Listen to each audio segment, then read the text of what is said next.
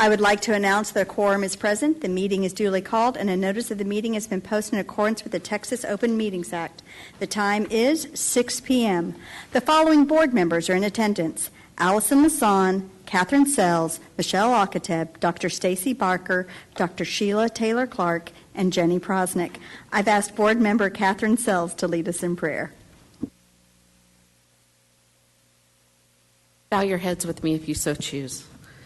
Heavenly Father, as we enter this season of gratitude, we pause to give you thanks for the gift of learning, for the places where minds are shaped and hearts are nurtured. We thank you for our schools, for the classrooms that foster curiosity, and for the hallways filled with laughter and friendship, and for the countless moments of growth that happen each day. Bless our educators, Lord, the teachers, administrators, and staff who pour out their time, energy, and love so faithfully. Grant them renewed strength, patience, and joy in their calling, and remind them that their work plants seeds that will bear fruit for years to come. We lift up our students. May they approach each day with wonder and perseverance. Help them to see their own potential and to treat one another with kindness and respect. Surround them with safety, encouragement, and hope. And for our families and communities, we give thanks for the partnership that supports every learner. May this season remind us all to be generous with our gratitude, gracious with our words, and mindful of the blessings we so often overlook. Lord, may your peace and thankfulness dwell richly in every heart and every classroom. In his name, amen.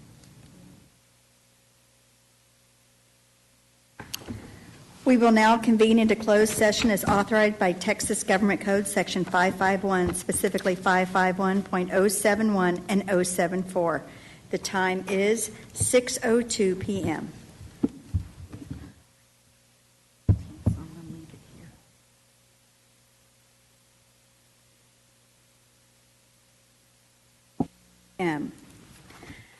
Please join us in the Pledge of Allegiance and the Texas Pledge.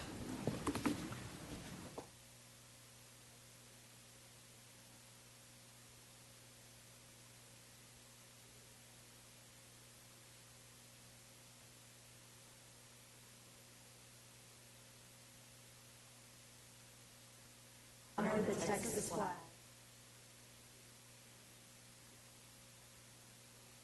God, one. I did. The first agenda item is to consider action on items discussed in closed session. There is no action being taken at this time on this item. I've asked Board Member Sheila Taylor to share our mission and vision statement. Madam President, mission statement: engaging and inspiring learners and leaders. Our vision statement: all students are confident, equipped with the knowledge and skills to thrive and adapt for their future. Thank you, Dr. Taylor. Public comments are next on the agenda, and we had no speakers sign up this evening. So we will move on to item J, discussion items, the superintendent report. Dr. Rapp. Thank you, Madam President, members of the board. I'm going to go ahead and call up our team that's going to talk first about Mill Street Elementary. That's going to be first up in our presentation for school improvement this evening.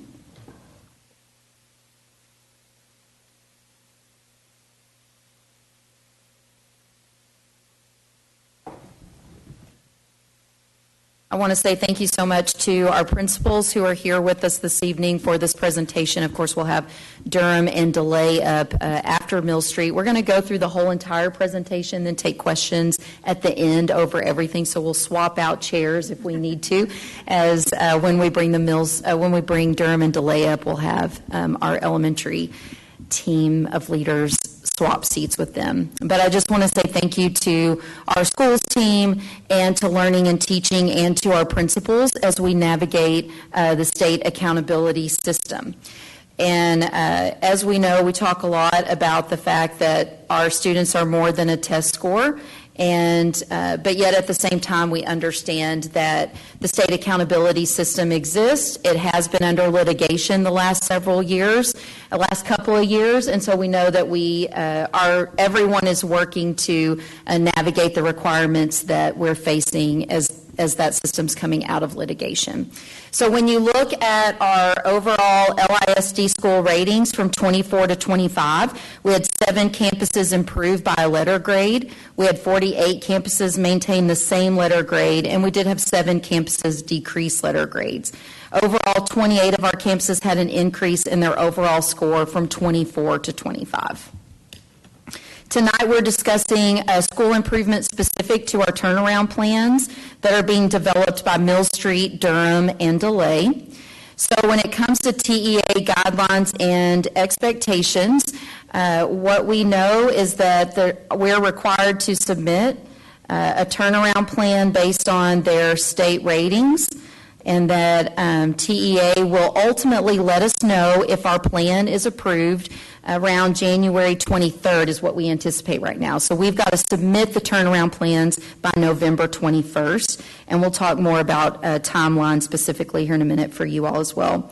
If the plan is not approved, then we have to submit a revised plan. We have to do that and address TEA's concerns by March 24th, and then TEA would issue a final decision on their approval or rejection within 15 days of resubmission. That would be around April. If the turnaround plan is rejected and the district does not submit an acceptable revised plan, or if the campus continues to underperform, the commissioner may initiate governance interventions. So when we look specifically at the timeline related to Mill Street, the week of September 29th, we met with Ms. Bailey about our turnaround plan requirements and what we were bringing forward this evening. We're obviously presenting this to you all tonight, and then we would be looking to meet with staff tomorrow. And then October 11th, this coming Friday, is our deadline for posting the turnaround plan for public comment. We would be communicating with parents at that time as well, because we're going to want to get their feedback about the plan that we post. And so we are working with our communications team on what that presentation and format's going to look like when we post that plan on the website in an online comment form for feedback. Then we have a deadline from TEA to notify stakeholders regarding the school performance rating. We've met that.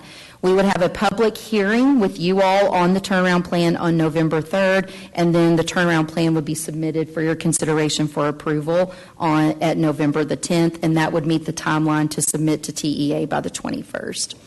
We have a large team that is supporting from the district, Mill Street Elementary, so you can see all those people on the screen, and I appreciate all of their work. And then, of course, Ms. Bailey is leading the team at Mill Street specifically as she works not only for this school year's interventions, but also the turnaround plan. One of the things that I do want to highlight for Mill Street, and of course this is a huge celebration for the work that Ms. Bailey has done, is you can see in 23-24 their Domain 3 score was at a 75, which was a C, which was enough growth in that Domain 3 for the campus to no longer be rated as comprehensive and have any federal improvement. So we're very proud of the work that they've done there, and thank you, Ms. Bailey, for all of that leadership. So when it comes to the turnaround plan options for Mill Street, and we look at the options that we have from the Texas Education Agency, you can choose a school improvement model using the Effective Schools Framework. You can restart the school using an ACE model. You can restart the school partnering with a charter company, or you can close the school and reassign students to a higher performing campus. So our recommendation for the turnaround plan for Mill Street is going to be to utilize Mill Street to create a second early childhood facility for the Lewisville feeder pattern and reassign Mill Street students to higher performing campuses. We would also take time to analyze our bilingual program locations and our bilingual program model as we continue to consider the performance of our bilingual students and staffing shortages that we face with bilingual certified candidates. And so with that, I'm going to turn it over to Ms. Litchfield to discuss the root causes. Good evening, Board. As you know, we're spending a lot of time over at Mill Street with Ms. Bailey and her wonderful staff. And so looking at that and analyzing what all's going on over there, we did look at the root cause of scores and things like that. So one of the things that I want to talk to you about is staff quality. there has been turnover at Mill Street in the past 3 years. In the past 3 years, it's been 54 total, and in the past 2 years, it's been 35. But I wanted to talk to you about that just really quickly. Of those 35 of the past 2 years, 5 left for personal reasons, 2 are pursuing different fields, 3 are new positions, and 4 continuing education, 5 left because of retirement, and 4 is moving out of the area.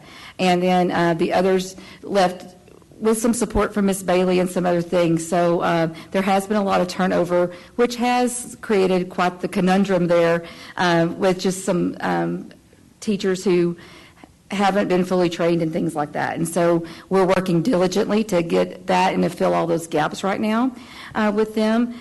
Because of that, student learning, there is academic gaps with some of the students there, and so teachers are struggling to differentiate their instruction and then to progress monitor. Part of that is being a newer staff sometimes causes that, but just trying to fill those gaps. And then school processes and programs, they do have great parent engagement on the fun nights. I was over there 2 weeks ago for the camping night, and they had a great turnout for that. Where they do struggle a little bit is getting families to come up for parent-teacher conferences and some of those homeschool partnerships. So they've got some great plans to get parents more involved this year with that. But because of that, it kind of goes with the communication part and all those pieces. And then the last thing I want to talk to you about is the behavior at Mill Street.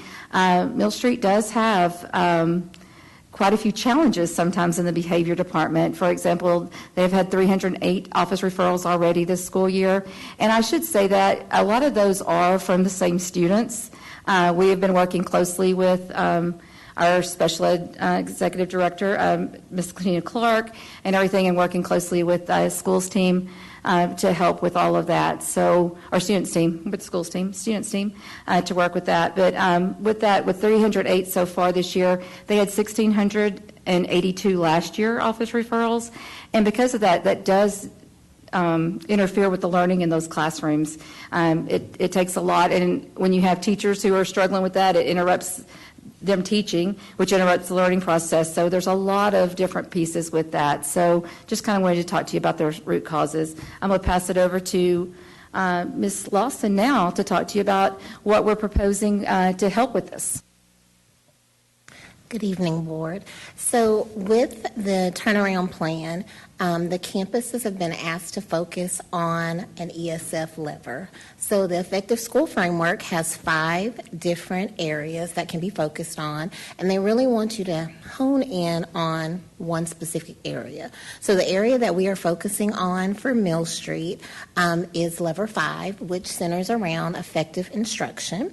And for that one, it focuses on campus leaders providing teachers with job-embedded professional development, including observation and feedback cycles, and access to time and data needed to reflect, adjust, and deliver instruction that meets the needs of all students.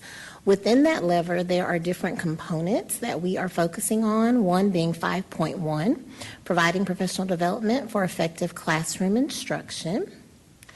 The second is 5.2, building teacher capacity through observation and feedback cycles. And the third one being 5.3, data-driven instruction. So within that, we have several action steps that we are working with Mill Street on that encompasses all of those components. We have scheduled walks for grades 3 through 5, so we are working very closely with the Learning and Teaching Department and doing walks centered around the One Vision framework. Since September the 5th, we have completed 57 walks on the campus, and those walks are made up of the Learning and Teaching team, including facilitators and Principal Bailey's team. Out of those walks, we are able to rate the teachers on achieving, beginning, practicing, and developing, and right now 55% are rated at practicing. We are focusing on learning objectives, success criteria in those walks. We also provide weekly PLC support, so every Tuesday, the teachers meet for PLC. The learning and teaching team have been there to support those conversations. Monthly data impact meetings. We have also provided feedback to the staff with Principal Bailey in those meetings. We are meeting with Principal Bailey every Friday. She meets with us as well as learning and teaching. We meet weekly with Dr. Rapp every Monday. And then the PD is led by the campus, also district administrators and learning and teaching. And then learning and teaching, we'll talk to you a little bit more about this step, but they are recommending a high-quality instructional material is being recommended tonight with the plan for implementation for the campus. And then we also have a consultation with Lead Forward coming up, and we'll be walking the campus on Thursday with Lead Forward. Okay, so I am going to share some information about high-quality instructional materials, and I just want to start by saying that the state changed the process when they retired the proclamations. We were always choosing high-quality instructional materials through those proclamations. They have now coined that term as a certain method in which they're using the EMRA process, and so they are actually categorizing things now that they review as HQIM. So I don't want you to think we haven't already had adopted materials, but they are out of date for math. And as a part of the turnaround plan, it was important for us to analyze the instructional materials available and what we're providing to teachers to help them be the best teachers they can be. So with that being said, one of the pivots we'd like to make is to go ahead and retire Savas and Vision Math at Mill Street and begin the process of utilizing the product that is called iReady Classroom Mathematics for immediate implementation. We would train not only Mill Street but also Rockbrook and Southridge in this effort, and the materials would begin probably next week because we're trying to train them on the 10th and get the 3rd through 5th grade teachers launching with this. We're proud to have reviewed it and feel very confidently that it will be something that will be at the rigor and aligned to the TEKS much better than the current product that we have, and that'll be more turnkey so that teachers can begin the implementation process right away where they're rehearsing the lessons versus having to try and figure out what to utilize and grab from resources. So Ms. Spalding and her team, along with Jennifer Kelly, have been a big part of this effort, and they are ready to launch that very quickly. That we believe will help with some of the areas that were previously mentioned in the levers, which align with professional development and the implementation of best practices. The research-based instructional practices are something we should highly consider, and we do, so we want to make that as simplified as possible to make sure that the math that is going to be assessed is also being taught to the rigor in which it's expected. When it comes to the RLA, that current adoption we have from HMH is, as I said, current. We feel very good about it. It's very strongly aligned. They're actually under review for the HQIM consideration, and we believe that they will be eligible in November. The materials are available in English and Spanish. I should have said that as well about the math. They're both available in English and Spanish. There's been a considerable amount of curriculum work done by our team that ensures that teachers are making the connections between those foundational skills in reading and writing as supported by the Science of Teaching Reading, which has been a strong effort amongst our teachers for the past several years. So those strategically taught skills and foundational skills are built into our curriculum and then are provided for our dual language learners. We felt that if we altered both math and reading resources in the same year, that would not be a good effort on our parts. Plus, we feel very confident in the resource that we have as long as we continue to provide instruction for our teachers, professional development for our teachers, and ease in accessing the resources. And the way in which it's written, it does provide a lot of ease of access for our teachers to implement right away. When it comes to data systems, as we know, this is an important part of reflecting on how things are going with the instructional cycles. We feel very good about continuing to utilize Circle in pre-K, and as you know, we've been implementing the iReady with reading and math both available in English and Spanish, and we're familiarizing ourselves with reports and being able to data mine with Deb. She's excellent at that, and she has conversations with her teachers frequently. We'll also continue to the unit assessments that are created by our teams, and then the district CBAs, and then we'll be able to aggregate all of those pieces of data. We're able to report back to Dr. Rapp on how that's going, as well as to yourselves more frequently, and it's easily accessible for our teachers as well.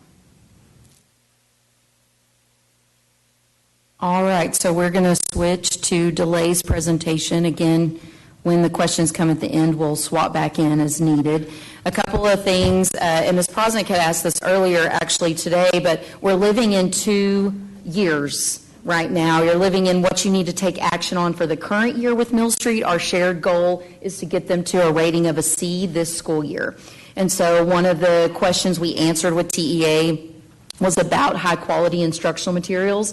And so bringing this conversation forward, we were able to say that we are addressing concerns for this school year, but we also have a district-wide adoption process going this school year as well. So this will allow us to determine, are these materials, it gives us a head start on determining if they're appropriate, but it still doesn't take the place of a district-wide adoption process. And that's very important for us still to undergo, because when we bring you all a recommendation for the 26-27 school year, you want to be sure that you've considered all potential HQIM materials and what will serve the district the best. This recommendation tonight just gives us a chance to get something else in the hands to start trying of these schools that we're working with this school year. So thank you, Mr. Gray and Ms. Upshaw and Ms. Seeley for swapping out here, and I'm going to turn it back over to Ms. Litchfield. The presentation set up a lot like Mill Street, so we'll kind of go through the same type of slides. The only thing I forgot to say, I'm so very sorry, there's a couple of slides in your board book that are on data systems that really were meant to follow the HQIM slides, so don't be alarmed. It's still regular content they're going to go to, but they'll cover it when they get to the HQIM. Okay, thank you, sorry. We realized that this morning they were in the wrong order, and so we changed it. So we're going to talk about the delay timeline first. And I want to start out by saying I had the privilege of getting to be over at Delay with Mr. Gray on October 1st for his TAP Input and Title I community meeting. And it was at 10 o'clock in the morning and very well attended. And so just want to give kudos to that. He had a lot of staff there and then a lot of parents there. And a lot of parents, actually, some parents that had been at Mill Street the night before or the day before. So it was good to get to see them there. October 6th, school improvement update presented to y'all tonight. And then October 11th is the deadline for the turnaround plan to be posted on the LSD website for public comment. October 15th is the deadline to notify the stakeholders regarding the school performance rating. And then, of course, we'll have the public hearing on November 3rd with the turnaround submitted for board approval on the 10th. Just like Mill Street, we have a large district support team, and so as you can see, we have quite a few people working with Delay, including Ms. Godby, and she's helping out with that also. So thanks for her to be some places where it's hard for us all to be. So we definitely appreciate her work with that. And then campus support, Mr. Gray has a great campus support team. If you'll notice, we also have David Hilliard there. He's an assistant principal for added support that's been there. And so working closely with, of course, testing coordinators, data coaches, ESL facilitators, and all of that, those pieces. Why a turnaround plan for Delay? And so if you look, the great news about Delay is that they have made progress. If you look especially at the Domain 3, that closing the gaps, they went from a 44 to a 63, and so just a big kudos that they moved from comprehensive identified to comprehensive support and improvement. So great work there, and looking forward to the continued work that they have going on there. The turnaround plan options for Delay are the same as they were for Mill Street. You can do a school improvement model using the Effective Schools framework, restart the school using an ACE model, restart the school partnering with a charter company, or closure or reassignment of students. And our recommendation for Delay Middle School is the school improvement model using the Effective Schools framework. So I'm going to turn it over to Ms. Upshaw to talk through those pieces. Good evening. when thinking about root causes at delay, we certainly have to address staff quality. They have had a large turnover in the past 2 years. I will say with Mr. Gray this year, that was not the case, so we're happy about that. But I would say over 30 teachers have left delay the 2 years prior to this year. With that, finding teachers can be difficult, as you know, but finding certified teachers who are not novice in their content areas can also be difficult. So we've done a great job at hiring teachers. We are just in the training process now, getting those teachers up to speed. Also, student learning is certainly an area of concern in that we have many students who take TELPAS, which is an additional exam. So in talking with Adam this week, we identified about 440 of their students also take the TELPAS, and that's of 610 students, which is a large number. So students are learning languages, learning the English language, and then also being tested in 2 different areas, which can be overwhelming for some students as well. And then family and community engagement. It has been a joy to have Adam there. He's able to communicate with parents. Parents are more engaged, as Ms. Litchfield mentioned. They are coming to events at the school. However, we do know that language barriers and the fact that delay is not necessarily right in a neighborhood where people are able to walk there or come easily, because they have to come from place distances to delay, and so that has been a barrier. However, we do continue to have many family engagement opportunities, and Mr. Gray has been great at that. So we've decided to focus very intently on Lever 5, Effective School Works Framework, Lever 5, Effective Instruction, building up our teacher capacity, as well as providing professional learning and observation and feedbacks for teachers, and really focusing on what's happening in the classroom and really leveling the foundation for providing a solid foundation, rather, for all teachers. One of the professional learnings, or 2 of the professional learnings that have already taken place at delay, are Kagan strategies, but not just the strategies, which really promote conversation in the classroom, and giving students the opportunity to collaborate and talk with their peers, but also the coaching piece is very powerful. So having someone come back and actually coach teachers one-on-one using those Kagan strategies. And then secondly, we also had the Boosting Achievement training with a professional English language learner instructor. So really giving teachers practical strategies on how to reach students. Those have already taken place. And then also staying in Lever 5, because we feel like that's where we need to be, looking at data-driven instruction. Oh, sorry. Yeah, they look the same. And really focused on systems to support the culture and those routines and explicit behaviors that happen school-wide. So regardless of the content area or where students are, they're receiving proactive support, and that students are being supported in all content areas. And so what we're doing in English reading language arts, we also want to see in the social studies class, we also want to see in the science class. And then our math learning also is a priority. So what are we doing? We are having district-led PLCs to really focus on goal setting and reviewing data. So we want to get better at looking at the data that we're collecting, how we're using it, and then what adjustments we're making with that data. And we're thankful to have Learning and Teaching help lead in this area.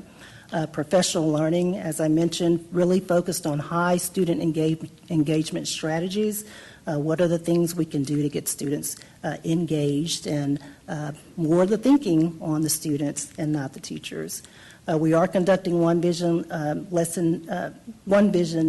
walks, but also encouraging and requiring teachers to use the One Vision lesson design tool. And our focus with that tool is clarity, making sure students understand what they're learning, why they're learning it, student thinking, again, putting that, what they call productive struggle, back on the student, and then also formative assessment, making sure as the lesson is being taught that we know where students are, and then that before they leave that classroom, we have a good idea of where every student is in the classroom. So using and learning multiple tools in that area. Mentioned team observation and teacher feedback cycles. Those we have scheduled those throughout the semester and in the spring so that we can give teachers feedback on, again, we're just putting everything back to the One Vision lesson design and then the One Vision framework. Is that what we're seeing in the classroom? And how can we help you get there if not? Unit exams aligned to TEKS and grade level rigor. Those have been created by our district. Thank you again, Learning and Teaching. But making sure that the exams and the assessments that we give to students are the exams and assessments that they need to be prepared for at the end of the school year as well. And then using the master schedule, Mr. Gray was able to have create common conference periods for our teachers so that they can, if they choose to, use that time for PLCs to analyze student performance data during the school day on a regular basis. And I think all of them have accepted that as opposed to coming in the afternoon or staying later in the afternoon. Those PLCs are also helped and guided by our learning facilitators, and they're also doing a great job of pulling data for us for those as well. Something we've added for the TAP plan as well is small group intensive instruction, really targeting those deficits. So we already had math and reading labs, but in those math and reading lab classes, we are going to be pulling students out to have additional and more intensive and small group instruction. So Mr. Gray's been able to find some tutors to come in, and they'll get started second 9 weeks. We're working with Lead Forward to group students appropriately and so that they are getting what they need. And then lastly, we'll talk more about the new math curriculum, HKIM. And then lastly, I do want to add also that we'll be consulting with Lead Forward next week to get some additional feedback from them and how they can help support our journey as well. Okay, so similar to elementary, and as Dr. Rapp said, we will be in the adoption process, K-12 for math products, but we want to expedite that for a few of our campuses, Delay being one of those, and be able to begin the implementation of the HKIM is what they refer to it as, Bluebonnet Secondary Math, which was formerly Carnegie, for immediate implementation for the remainder of the school year.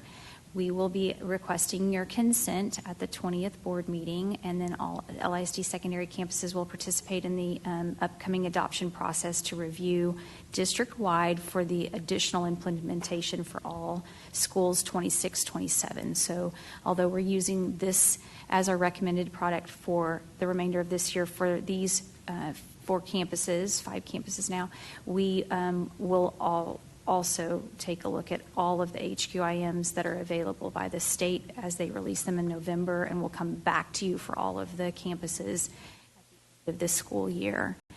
So in addition, we want you to know that the materials have been reviewed. They are deeply aligned to the TEKS. They do include research-based instructional strategies and provide a balance of conceptual and procedural instruction. It aligns with our district philosophy and includes considerably much more support for the daily delivery of instruction for our teachers, which as they've gone through the PLCs with the teachers, it's become evident that that is something that is needed at this time for these campuses. So it would include Delay, Durham, Huffines, Lakeview, and also Griffin. We do have this as basically a classification of OER, Open Education Resources, and those are the materials that TEA is now publishing where we have an additional amount so that we can produce and request student workbooks in addition to what's already available and online for the public at this moment. The instructional materials of Study Sync McGraw-Hill for ELAR are already in place, and we feel that they are tightly aligned to the Texas Education and Knowledge and Skills and meet the rigor of the assessment. This does give the teachers a variety of ways to differentiate in their instruction with multiple texts and a variety of assessment options that are already in place. They have also done considerable curriculum work to ensure that the middle school teachers are making those connections between reading and writing each day, and across contents as well has been a focus for us. We do, Kelly Roden actually I think has started a book study with our principals leveraging leadership, and so we wanted to pull out from that a quote from here that states that measuring outcomes is only useful if you know what the target should be. If the target is different in each classroom, we have no way to know how our students are doing across cohorts relatively to each other. The students are stuck with varying degrees of rigor depending on which teacher they have, and that would not be fair to our students. So in saying that, we want to make sure that we have middle school systems that are collecting data that our teachers and our students are reflecting on. MindPlay is the universal reading screener at grades 6 and 7, and it is given 3 times a year. Karen Seeley and her team have done a great job of not just analyzing the math adoption that we're requesting be used, but also in being able to have unit assessments for our teachers in ELA and math so that they are timely and they are based on the unit that was most recently taught in order for the teachers and the principals to analyze with their teams in order to know what needs to be reviewed, but also to continue the progress with the rigor into the next units. We will continue to give the CBAs in both subjects, and those pieces of data can be aggregated and compiled together for analysis at the campus level as well as at the district level for yourselves and for Dr. Rapp when needed. And then there is the STAR interim through-year assessments that we have access to as well that can provide some information on how our kids are continuing to progress and what it's looking like for the full STAR in the spring. With that being said, we can move to Durham Middle School and we'll repeat the Ms. same Gall, things. just on those two pieces about the middle school data systems, you saw those slides really are the same for Durham and DeLay. Like there's really not any changes. Though they have those data systems across both schools. We were looking at some of that data coming out of that this afternoon.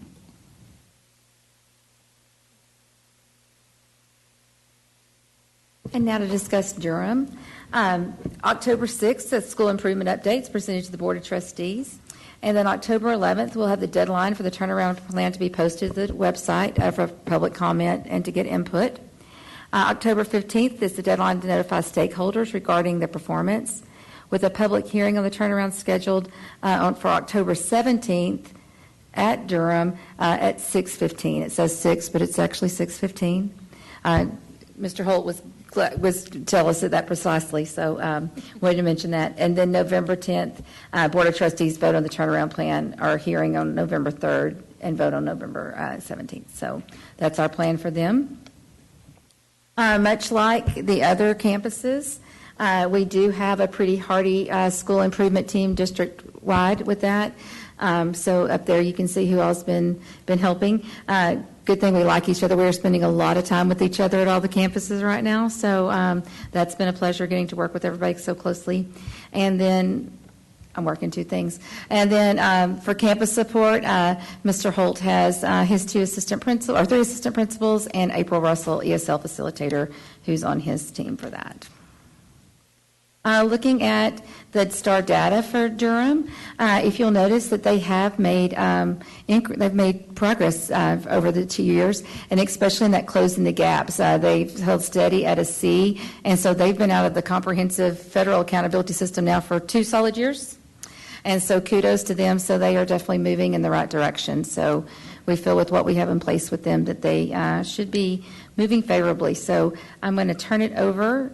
Oh, one more thing. Sorry about that. I got ahead of myself. For the turnaround plan options, the same 4 options that we had for the other 2 campuses. The recommendation for Durham Middle School is school improvement model using effective schools framework. So that's what we're going to use for both Durham and DeLay. And now I'm going to turn it over to Ms. Upshaw for root causes. Okay, for Durham Middle School, mobility is certainly a factor for their campus.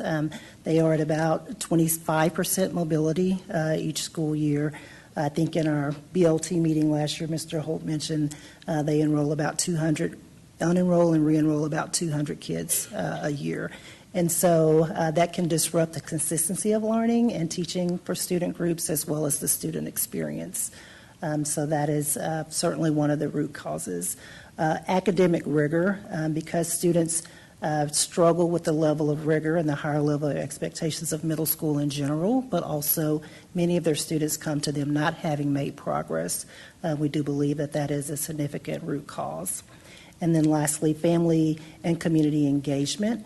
again, with the mobility and then the economically disadvantaged and emerging bilingual populations that attend Durham, there can be barriers for partnering with the school and for the child's education. Now, Mr.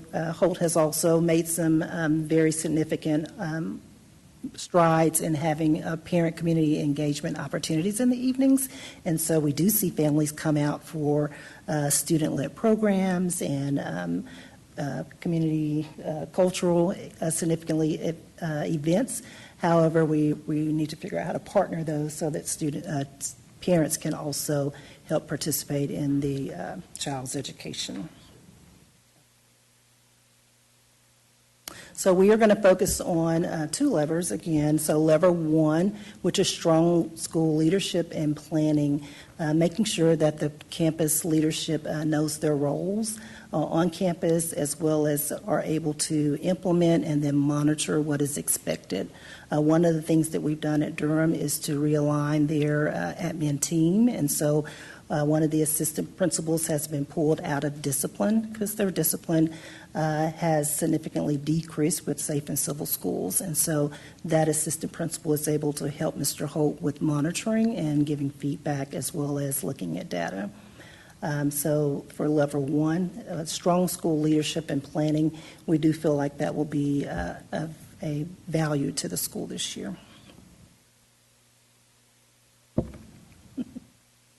And then level four, high quality instructional materials and assessments. As we mentioned earlier, just making sure that the teachers are teaching daily using the TEKS strands, as well as those high priority standards that we know that students need, as well as the high quality instruction and assessments.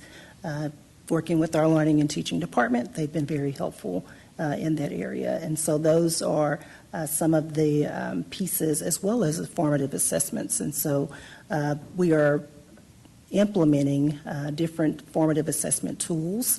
That's not something that's new to us, but we want to make sure that we do it with fidelity and we do it for every student. Turning that off. Okay, so what are we doing at Delay? Again, they are also we're also participating in district-led grade level PLCs and goal setting. We did feel like that this is an opportunity for principals to collaborate, as well as teams of teachers to come together and learn together, as well as experience the implementation together. We are requiring the One Vision lesson design tool really at Durham, looking at grade level rigor and formative assessments. So are we teaching at the grade level that students need to be, as well as how are we assessing them? Again, we have realigned the admin team to increase the monitoring of student and staff progress, and that has been a help so far. Teacher observation and feedback cycles. We've done one set of walks with a large team, but then there's nearly daily walking with the admin team, either Mr. Holt or Ms. Murphy or myself, just making sure that we know what's going on in the classrooms and are able to give feedback. Unit exams aligned to TEKS and grade level rigor. Campus PLCs, again, Mr. Holt was able to have his entire English and math teams have conference periods together, so all of English teachers, all of math teachers, so they can learn together, plan together, and PLC together.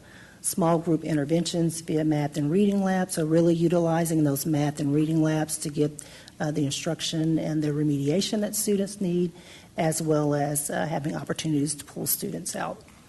And then, again, we'll have some new math, high-quality instructional materials, which I'll let Learning and Teaching speak to that in just a moment. We are excited, again, about the collaboration with Lead Forward next week. We'll be able to see what they offer with regards to support, and then select what we feel like will best fit at Delay, which I'm anticipating they'll be able to help us really well with our grouping of students. Durham, sorry, I got both.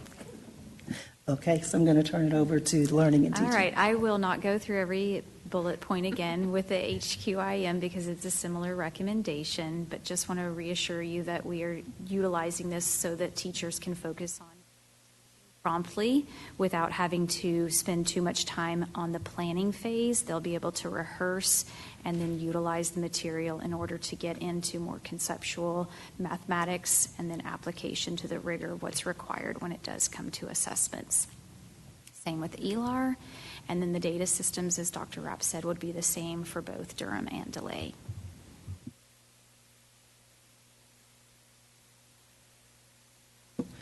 All right, so board, we found out on our TEA call, we were talking about this morning, so I added this to the slide as well to share with you all, that we were planning on bringing the TIP campuses on October 20th, but we actually have a little bit more time because we know this is a lot of information to take in just with the turnaround plans as well.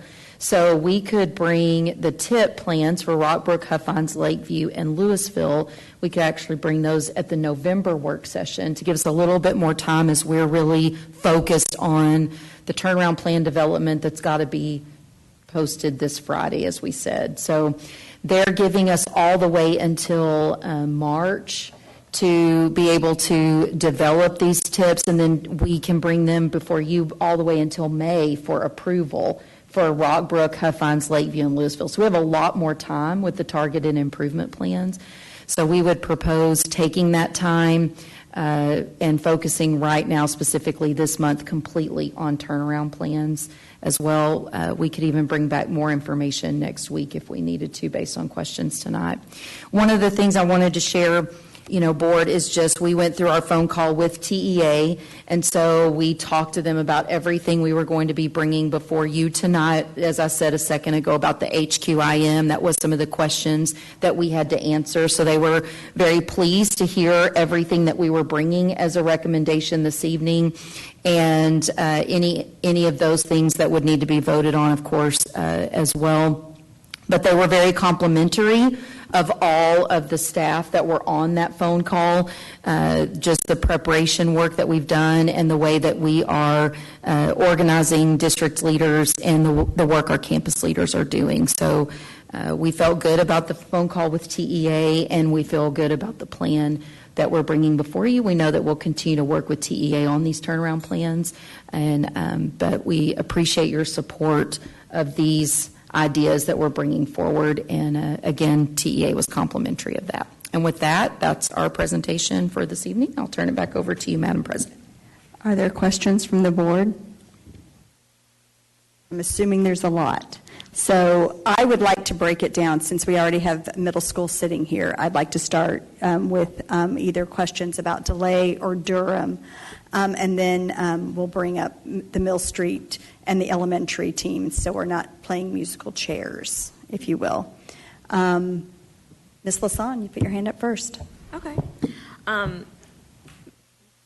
Really the only question that I do have, and I guess I do want to say too that a lot of this is not new to the board either. We've been hearing about this and learning about this, and so we kind of know about, Dr. Rapp has been keeping us up to date, so we know what you guys have been up to. But, we do appreciate all your hard work, or I should speak for myself. I appreciate all your hard work and everything that you guys have been doing, because this is a lot. I did want to say that I do appreciate, just as a group, that you're using the different levers. I almost wrote levels, but it's levers. It strikes me, that you're using something different for Durham than you are for DeLay, and you're targeting it, of course, towards what's best suited for each campus. And then that we're looking at, new curriculum to, or maybe it's the resources. Maybe curriculum isn't really the right word, but to help out at these campuses and fast tracking that. The only really thing that I wanted to say that I had a question about is because I know people and help matters. That Mr. Gray, you have 2 more people on your school team than you do, Mr. Holt, and so how are we feeling about that? Do we need? I feel like you should say, hey, send me another 2 people. I mean, if you need. So I'm just going to put that out there. So Ms. Upshaw can answer it too. I don't know. I'll take this one on, if that's okay with you. I feel very supported with the staff that I have. I've got a really good admin team. I feel like I've got one of the best admin teams, especially with the addition of Mr. Jonathan Mosby last year. We've seen a huge reduction in the number of discipline referrals and everything on our campus. I mean, it was significant last year, and we're seeing the same trend this year with some of the structures that we put in place, the relationships we've been able to build. I feel like with the addition of our tutors that we are bringing in and stuff, we are going to be able to provide the support. In years past, I have had instructional coaches, and that was, I utilized Title I funds to do that. But with the way we've had to reshuffle some things, I'm taking my Title I money and putting it in teachers. And so I'm utilizing it there. That's great. I think just as a board, we just want to make sure you have all the resources that you need to. So. I appreciate that very much. I've always felt very supported at Durham. Ms. Alcatab? You asked one of the questions I had also thought of as well, and I just wanted to thank each of you for taking the time to go through this, every single person who's been a part of the whole process, whether it's campus support, district support, and so forth. And what I like hearing is that you've already started implementing some of these things that you're planning and you're proposing, which I think is key because we're moving ahead, which is what we do in LASD, is we find the issues, we find the problems, and we move ahead. You've adjusted your master schedule, so now all of your teachers have that common time for PLC to be able to plan and so forth. And those are keys. And we're looking at the HQIM, and we're looking at how can we move so that we do have that data. You know, Chantel, you mentioned by the time our kids leave this place, we need to know exactly where they are and where they're going. And that has been my struggle, and I've had conversations with Dr. Rapp, is I feel that we've kind of missed a little bit in that middle school area with our data and our instruction, and I feel that we haven't in the past maybe necessarily known where those kids were when they left our building or when they left that classroom. And so I appreciate that you're putting that at the forefront to move forward so that we can start gathering that data using the new HQIM or the different data and the different programs that you're having and the levers to move that and watch the data and watch where our kids are going. So I didn't really have a question. I just wanted to kind of point that because that's just been a struggle for me personally in watching, and I feel we are moving in the right direction, which I love and appreciate. Thanks. Dr. Taylor? Thank you, Madam President. Thank you for your hard work. I mean, just going through the slides, you guys have been meeting a lot with the teams every day, and so I just want you to know that your hard work does not go unnoticed. My question is around the budget. I know that's likely we have budgeted items for curriculum, and I know that we get additional funding for the Blue Bonnet that was mentioned for the middle schools. Is there a gap there that the district will have to cover? Actually, we are in good standing what we call bucket 2 and then bucket 3, which is where the HQIM will be funded out of, and we will be just fine because that bucket 2 rolls over. So we had last year's roll into this year, so we are feeling pretty good about that right now. Thank you. My next question is the reporting of progress with the plans that we're laying out. How will that look? Will it look different from how progress has been reported in the past? I know we have the dashboards and all of that. And then how regularly will that be communicated to the board? Are you speaking about the data in particular with the assessments or the plans in general? The what comes of it after you start the implementation, what does that look like, the progress that's being made? So we could really divide that up in many different categories with which we're implementing strategies, but I can speak specifically to maybe the HQIMs and what Karen Seeley is doing with the assessments with the teams, because there are checkpoints that are frequent. Bluebonnet actually has embedded into Aware checkpoint assessments with the math that are aligned to the units in which they are teaching. So we'll be able to keep basically what she's already created, which is a dashboard of assessment information, so that it can roll right back to the PLCs for teachers to look at and for the principals to guide the next conversations. And then that's something that, of course, we have in Aware. We can talk about how to get it to you in a more effective, efficient way if we need to for the most important assessments that are being given, just so you can see trends and patterns if that would help. Right. I think that it would. Thank you. My next question is on the lever focus. It seemed like for the middle schools, they had similar struggles, I guess, around economically disadvantaged, parental or family involvement. How did you, and this is just for my own benefit, decide?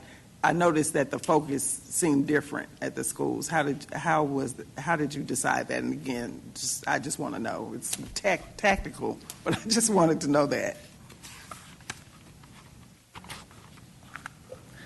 I'll speak to that, and I don't know if Mr. Gray or Mr. Holt may want to add something, but, you know, when we meet with our teams and we really look at the data at the end of the year and the start of the year, and talk to our BLT members as well as our administration, really looking at where are we efficient and where are we having some movement and some growth, and then where are the areas that we really need to dig in to move the needle. And so for each campus, that just looked a little bit differently. In the prior years, Mr. Holt's focus was community, and it still is, but he feels like he has some traction there. With Mr. Gray being a new principal at DeLay, that's something that he's made a focus, and so it's something new for him, being second year at DeLay. So really just digging into where do we need to be, that data-focused, data-driven instruction, and having the materials that they need was very important for one campus. For another campus, really looking at something different. So do you want to add, do you have anything to add? Good evening, everyone. Choosing a lever is key, but we still are focusing on all five. So even if one is, highlighted, it's not as if we're not paying attention to the other ones. In DeLay's case, because of the staff turnover, because of the turnover in administration, because of new curriculum, because of new TEKS, we just really wanted to focus on that Tier 1 instruction, the instruction that happens day in, day out with our teachers, with our students, when they have the most time with them, and then kind of layering on that Tier 2 and Tier 3 where we're looking at those intervention groups. So we're certainly not neglecting the other levers, but for us, I just really wanted to make sure that instruction was as tight as possible. Gotcha. Okay, that's all I had. Ms. Sells? Well, that was one of my questions, was that the plan, how was very different for the two campuses. I am curious about this tutoring. Can you explain the tutors that you bring in and how they're qualified and when they operate or when they're helping with the students and that sort of thing? Well, our plan is to start the second 9 weeks, and what I have a couple of retired teachers that are certified in ELA, and then I also have a former admin that had worked for us that is certified in math that is willing to come back, and a former math teacher. And so that is going to be our primary focus for our tutors. We're developing small groups that we will pull out of our math and reading labs is our targeted areas. We're targeting our students that are, we've been able to look at a group of students that we would be able to pull out, and they would come in typically Tuesday, Wednesday, and Thursday to pull out of those groups. We've already started developing a schedule so that we're prepared for the second 9 weeks. Mine's very similar. My second year at DeLay, but like 15th year in administration in LISD, so I know lots of people. So I have a retired teacher from DeLay who retired last year. I have a retired teacher from Vickery when I was the principal there who was the instructional coach and a reading teacher for a very long time. I have a proven tutor who I used when I was at Vickery who really saw results. And granted, they were younger students, but it's the same. Reading is reading, right? And then we have a tutor who was a retired teacher who worked last year with specifically our EBs and really focused on those TELPAS results, working with students individually. So we have the materials. Like Gary, we're looking at the data to select the groups. We looked primarily at last year's reading scores, but then also looked at 2 years, and then also the math scores. At DeLay this year, we have a new elective just for our 6th graders called Harvester 101, which is already a reading and math intervention class. It's called an elective, but I made them take it, so you can decide if elective is the right word for it. But since they're already in that space, we're going to pull those more target groups just from there so they're not missing any core instruction. So we also will start maybe next week, certainly the week after. We just want to make sure we're intentional with the groups that we have and get all those materials ready. And then it's already been echoed that, we support you and that please come to us for any resources. But I think that it's more important because I've served in both of your schools now as a Communities in Schools mentor, and there's not enough. And so there is an opportunity for those in our community to step up. This is your community. These are your kids. And so I will challenge and help spread the word, and I imagine that the others around this table with me will do the same, that you need to come alongside me.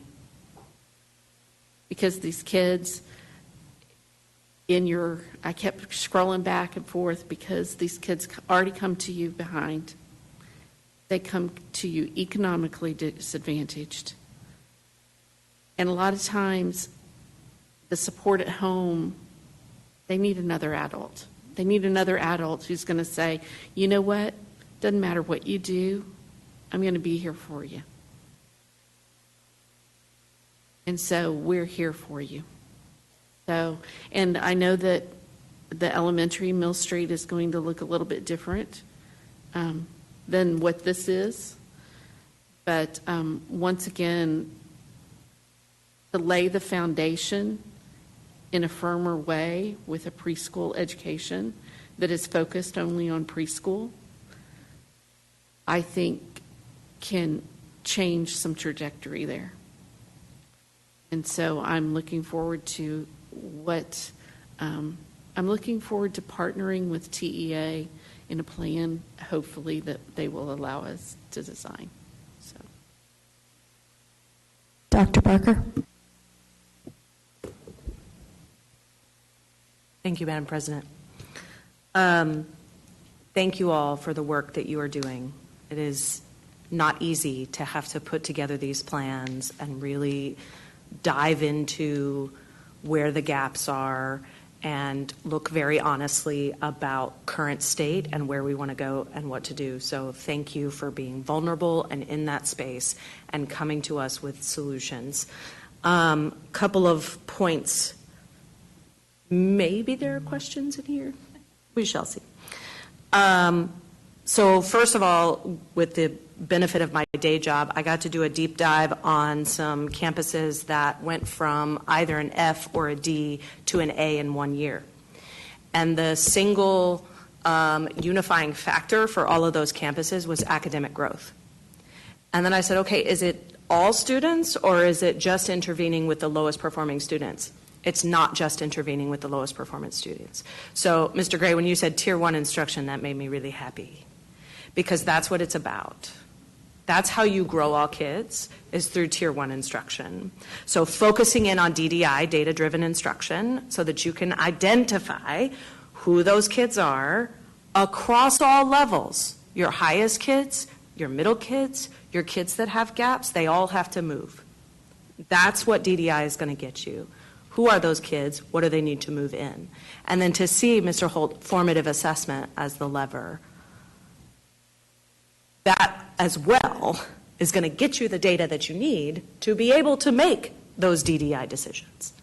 So these are, of course, like you said, you're going to focus on all of these levers, but those are two key levers to make sure that growth happens. So I say that to validate that I think that these are good, solid plans that we're working on. I'd be remiss if I didn't say data. That's okay. Let's say it 3 or 4 times. But I do wonder if we need something more comprehensive at the middle school like we do at the elementaries. So we have our iReady assessments at elementary. We have our TSI, SAT at the high school.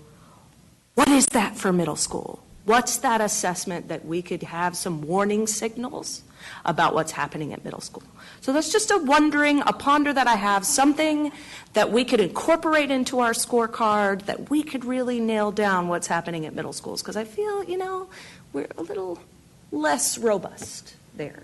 Not saying that the assessments that we have are not what we need. I think that there are great unit assessments, are wonderful, right, just-in-time data, but something comprehensive that we can really nail down, are we on track or not?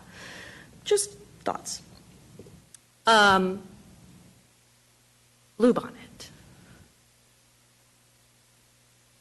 My concern with Bluebonnet, and maybe you can alleviate some of my concerns,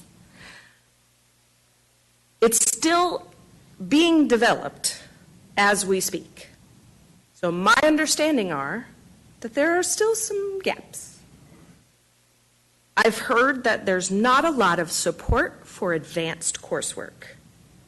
So if we have maybe some advanced 7th graders, 8th graders, what does that look like? I've heard that there may not be as robust differentiation support. Can you alleviate some of those fears for me, Ms. Gall? Karen Seeley's going to be the perfect person, and I haven't probably given Melanie Miller credit for all the work she's been doing with I don't think she's here tonight, but she's our new secondary math administrator. But they have been digging in and making this palatable for all of the teachers in a way that they can find it to be super valuable for their students, no matter what level they are at. And although there may be some things that are in development, it's not yet at a place where we are in emergency to have it, and they've been able to work with us to say, here's what's coming in future units. And then I will give a plug too that Karen has made it in a systematic way, this platform that really she could probably sell herself, that is aligned to the units, that makes them not have to redo everything that they've already done, but makes the most sense to progress in a pacing way that was already set for us. So, for example, you may have a teacher in a unit module 4, but then they're in the 6, because she has strategically mapped that out to meet the high expectations of our district and for our curriculum and for our teachers. Do you have anything to add over there? I saw you press the button. We are seeing that in the teacher facilitation notes, there are specific references for what to do with EB learners. There's a whole vocabulary section now. There's extension opportunities. If a student is really successful in a certain part of the lesson, it will point you specifically to a part in the skills practice for extension work. The only thing that we don't think is completely ready, because it's in a rollout phase, are those teacher videos. That's all we're seeing right now. Perfect. Thank you for alleviating my concerns. Appreciate that. One last question, I think. Mr. Holt, you mentioned, or your plan mentions lever 1, and so it pinged in me, and this is actually a question for both of you, but that triggered it. Are you receiving level 1 supports from Region 11? And how are those going? We get to go this Wednesday, so hey. And then again the following week. So I think we have some upcoming workshops that are going to definitely help and everything, but a big part of me picking 1.3, us picking 1.3, was putting some ownership on the admin team to make sure that our teachers are implementing the things that we're asking with fidelity. And I think we would be remiss if we're not holding ourselves accountable when we're asking the teachers to step up. So that was part of the ownership of us taking the ownership in 1.3 and choosing 1.3. I've been all over the board with Effective Schools Framework. I was looking around the room, maybe Dr. Litchfield, but I've been working with ESF for about the last 8 years, so I've used 3.1. Do you want to go do one with me next week? I'll pass. But we've done 3.1, and we did because it focused around our school culture, and we camped out on it for a couple of years, and I think that was one of the reasons we were able to make significant growth in everything, is because we focused so much on that over a 2-year period, and we were able to see closing the gaps, improvement in everything. So, but I think the levers that we've chosen are very solid for our campus and where we need to go. And I just want to add real quick, we will have FLIPS coaches assigned to the principals as well. I think that may have been what you were referencing as well. They have not been assigned yet. However, I just really appreciate Mr. Holt and Mr. Gray being open to lots of coaching and lots of faces in their buildings and in their classrooms. And as you can imagine, there are things coming at them from both directions, but they've been very patient and open and willing to learn and willing to implement, because they do want to see change on their campus and success for their students as well. So thank you. And I'll only add, having done the coaching last year, I found it very valuable. It's like anything, you go in a little skeptical, but then it was a great experience. And a lot of what I developed with my coach made it into staff meetings, made it into PD, both last year and this year. It certainly made me more reflective as a leader. And you've done something one way for a long time, and you don't realize like there's other ways you could do it. So just for example, with my weekly meetings with my admin team, we've incorporated that data piece. So we rotate so that each admin is kind of over one core area, and then as we rotate, they're bringing in the most recent data. So we kind of did that on the side or whatever, but just to make it a much more aligned and intentional process. So that was all from coaching, and I definitely feel supported. That's great. Thank you all so much again for all of your work. I have some very smart colleagues who asked a great number of my questions. But I would say that I appreciate the intentionality of all of these plans. I, of course, still have some questions. I want to say this, though. I am just speaking for myself, and that I would prefer a broader range of schools to pilot the high-quality instructional materials. I think the schools that you've chosen have the same kind of demographic of student, and I don't know if we're going to get good data to see if it works, and for the Bluebonnet math as well. So I just want to say that out in the universe.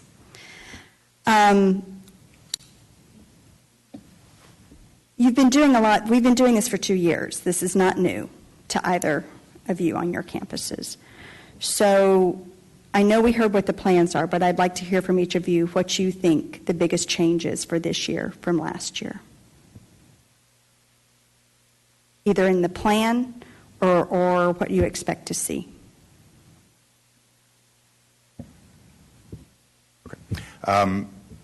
Sorry. Well, the state report card came out. We got a twofer, right? So we didn't know exactly, what that was exactly, and neither felt good. So, I think that's the most obvious difference from last year is we were looking at that federal plan, and we did. That was domain 3. That's where we went up the 19 points, and we got out of that bottom 5% that we needed to. But it was usually, how life works: 1 step forward and 2 steps back. So the staff was like, "Did we meet our goal?" I said, "Yes, but now we need to have another meeting." So, that was that. I think for me personally, my second year on the campus, developing some really specific things to help everything, the culture, the discipline, but obviously the academics. I mentioned before the creation of that 6th grade elective, a lot of experts, a lot of time, really making sure that not just some students, not, as you were saying, not just the students that have the larger gaps, but every single student has this intervention class. And that way, almost like an elementary 5th or 4th grade classroom, those teachers are forced willingly to not just support the students that are low, but also to push the students that are higher. We've purchased IXL, reading and math, for those classes, so that there is a measure. That's a screener that's given at the beginning of the year, and then there's regular growth that you can see. We look at that data frequently so that we can really target that, and then that helps us determine, are we choosing the right kids for these even smaller intervention groups? So I think it's that intentionality. We created a 6th grade wing, which didn't happen before, so that those 6th graders, almost like a 9th grade campus, kind of the same mentality, so that when they start middle school, they're not just kind of in, I don't know, for lack of a better word, gen pop, but they're like kind of, off to the side, and most of their classes are in that one same area. So things like that. I'm optimistic about change. Obviously, it's a tough ask. We're 90% free and reduced. We're 2/3, students that take TELPAS who speak English as a second language. We're 30% SPED.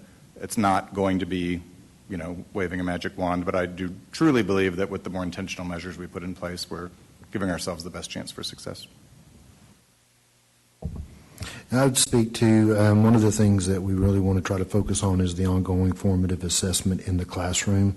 One of the things I think after reflecting and just watching our teachers teach, everybody's giving it their all every day. I mean, every one of my teachers is working as hard as they possibly can, but how can we better monitor, hey, we're 10 minutes into this lesson and it's not going the way it needs to go. I've got 60% of my kids are just not getting it. How can we make adjustments? How can we, instead of waiting 45 minutes and we wait on that exit ticket to come in and go, oh, well, you know, only 30% of our kids got it and we're going to have to reteach the next day.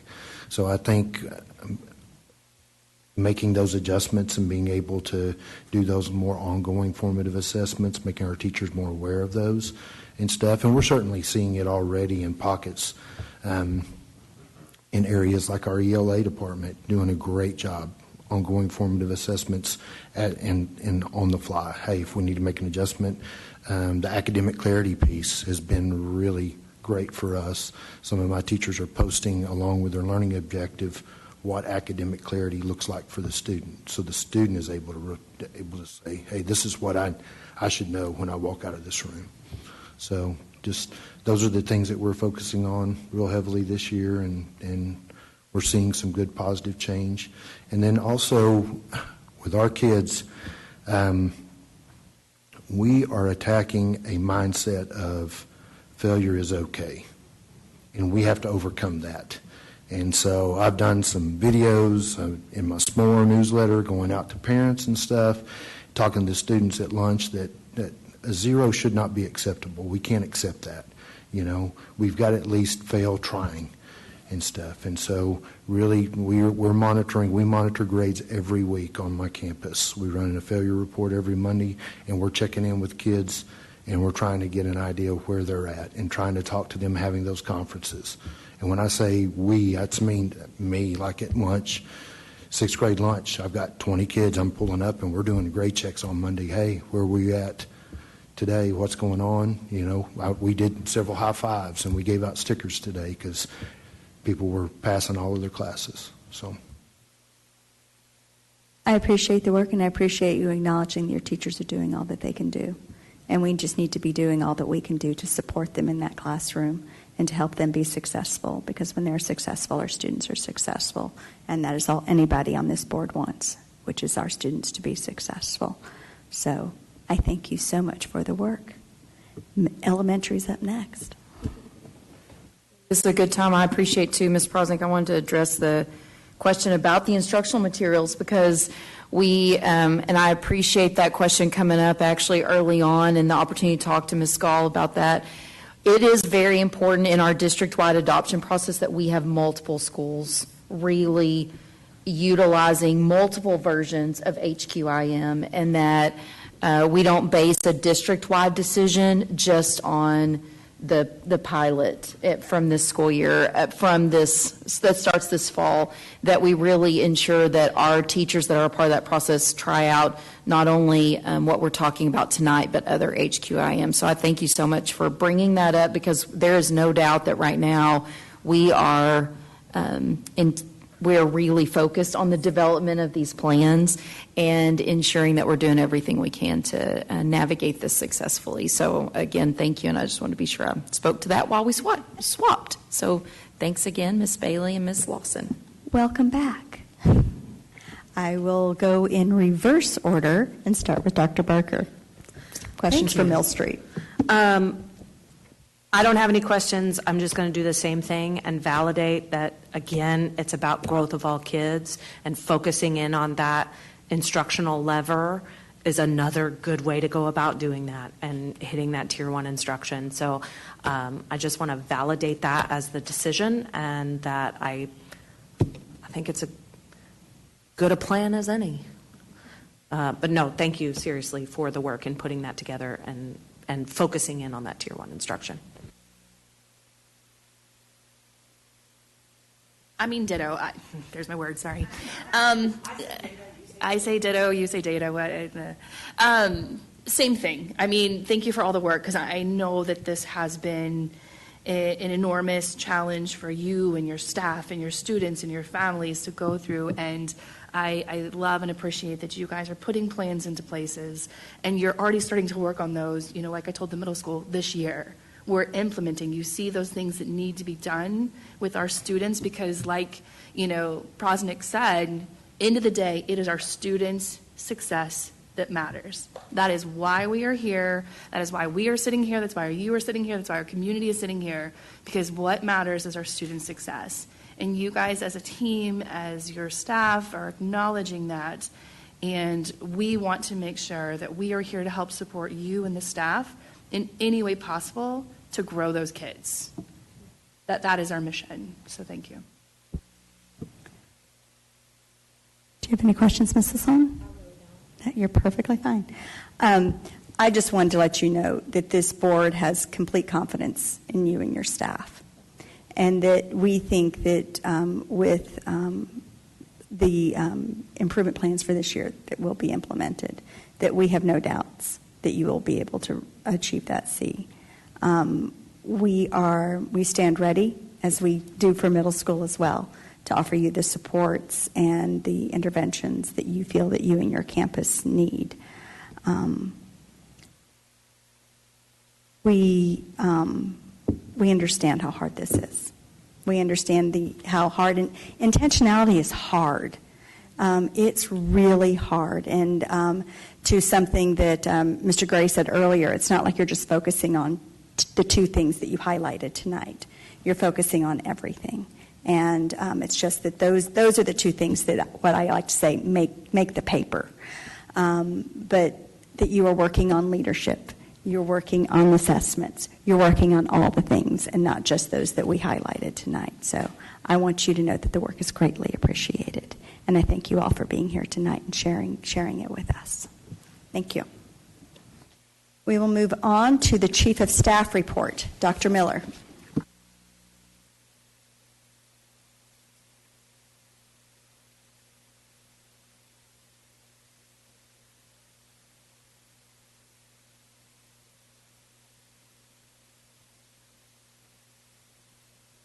Welcome. All right, good evening, y'all. So we come to you twice a year, once in the fall and once in spring, to give an update on the audit recommendations over the years. So in board book is the update for y'all on progress made on different recommendations. So I was just going to highlight a few things of the audit updates. With the current conversation about the minimum salary survey, that kind of kicked in some of the recommendations that were on hold that we're now developing in the employee service HR audit. Then in student services, there were a couple that moved to monitoring. There was one we're developing on the RTI interventions and looking at success at in something different. Then transportation, with it moving in-house, some of those things have been put on pause or looking at as we kind of shifted the in-house. So that kind of made that blow up a little bit. And then procurement was the last audit, and those recommendations are now in progress for being developed. So I don't know if y'all have any updates on the governance ones, but that's all the updates for us, if you have any questions. Ms. Sells, do you want, it's later in the thing, but I'll go ahead and let you speak to the audit committee and when you're going to be meeting. And we are going to be meeting a week from, it's not next week, but the next week at some point in time. Have you done the doodle poll yet? Yes. Okay, so I don't have that final date, but we are looking at dates out that far. And we'll be talking about some of these things that she's mentioning along with. I'm assuming you'll have an update for us at the November work session. We certainly will. Very good. Thank you very much, Dr. Miller. Next up is the Human Resources Report. Ms. Cobb.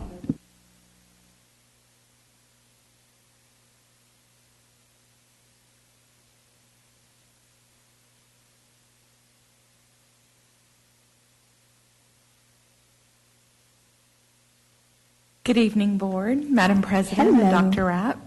I'm here tonight to talk about our yearly class size waiver discussion. So as you know, well, maybe. Well, I have to be able to read it first. There you go. There we go. Okay, it's on. The Texas Education agency requires school districts to conduct a class size waiver enrollment study for pre-K through fourth grade, and then we have to submit a request for any exception to that rule of 22 to 1, 22 students per one teacher. The results of our survey this year indicate that we have 13 campuses with 32 classrooms exceeding 22 students per class. Our historical summary is up here, and you can see that. We go anywhere from 74 in 2014 to 2015 to last year, where we landed at 33. Of course, the large number up there of 121 is when we were at COVID, when we're during COVID. For this year, you can see that that is where we are working to need our waivers. So we have several campuses that are gen ed. They're listed in white. And then our ones in yellow are our dual language classrooms or bilingual. You can see that the majority of the information is we're over by one student, at most two at those campuses. We are asking for approval at the October 20th regular session meeting to approve the waivers. You can see the process for that as if it's approved. The campus will provide a written notice to of the state-granted exception to parents no later than 31 days from the approval date. The increase in the number of waivers requested is largely in part as it was the same as last year due to the teacher shortages across the state of Texas and the country. As a reminder, the two areas that are listed at the elementary level of our that meet the Texas shortage guidelines are special education and bilingual/ESL classrooms. We have 7 of our requested waivers in the bilingual or ESL category. The remaining 25 are due to the difficulty of finding a highly qualified or certified gen ed teacher. As a reminder of House Bill 2 and all of the things that came along with that, House Bill 2 did focus on addressing teacher compensation as a way to address Texas teacher shortages. We've talked at length about that, the pros and the cons related to that. It also, though, there was another caveat to House Bill 2, and it required SBEC to waive certification exam fees and application fees for individuals seeking special education or bilingual certifications, which helps in those areas.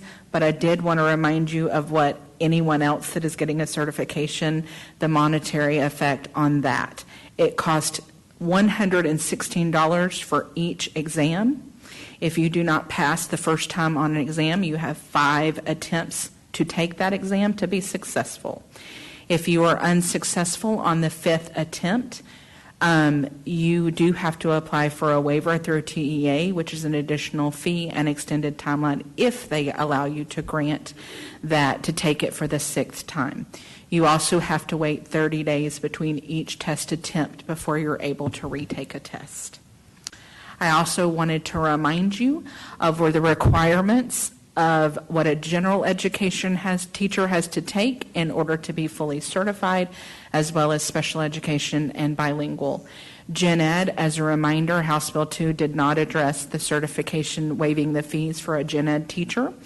But in order to be a Gen Ed teacher at the elementary level, you must take your content exam. You must take the Science of Teaching Reading exam. You must take the PPR exam, which is your pedagogy, and your ESL exam, if appropriate for your level. So that's 4 tests at $116 a pop, plus $78 to apply for your certificate. So you're sitting at about $600 just to get certified. You also must take the reading exam if you are teaching, or reading academy, if you are teaching pre-K through 3rd grade, or kindergarten through 3rd grade. That is a 60-hour program, as you're well aware. You do get updates on that, but it is aligned to the Science of Teaching Reading content. A special education teacher has almost the same requirements, except they have that SPED exam, but their exam fees are waived. A bilingual teacher, very similar in nature. You'll see a lot of repetitive tests there, but they do have to do 2 additional tests. The bilingual target language proficiency exam, BTLPT, and the bilingual generalist exam. I've said that a lot. And so they have the same. So with that, the process to become it's just what I said, it's expensive, it's lengthy. And when you couple that with rising cost, inflation, lack of funding by the legislature, it has definitely impacted our ability to recruit our teachers and retain those who serve in those areas. The barriers of the certification process and lack in funding for all positions has affected our candidate pool in special education and bilingual. They are extremely limited, and that has a direct impact on our class size and our request for waivers. And with that, I'll take any questions unless Dr. Rapp has something just to a share. couple of points, Board. When you think about DOI, we have some neighboring districts that DOI out of class size waivers, so it can look to a person who's looking that a neighboring district may have no class size waivers. It's just that they've DOI'd out of that. And as we all know, that's not part of our DOI plan. We've maintained the process of coming before you, keeping you all informed all throughout the year about class size waivers. We know as we retired the 5 elementary schools that there was concerns around that there would be a significant jump in class size waivers, and that is not what we're seeing. And then also, we work really closely with these principals on when to possibly either hire an FTE or, of course, after the first few weeks of the school year, we will relocate some FTEs from other campuses. There are times where the feedback from the principal, especially if you're talking the upper grades, they're like, our team is solid, we're only one over. We don't want to disrupt the entire 4th grade team to insert someone new, so we really work really closely with our principals on that. And then I just want to say thank you, too, because as you look at those complicated certification requirements, our DOI plan does require teachers to have certification. Of course, CTE is an area where that's a little bit different because they don't often have a teacher certification, but that's something different from other peer districts when they may have DOI'd out of any certification for any teacher in the classroom, and that's not what we did. They do have to have a certification in order to meet the requirements of our DOI plan. I just want to give a little vocabulary lesson. DOI is District of Innovation for those who haven't been playing along with us for the last 10 years. Right. Are there any questions? Ms. Sells.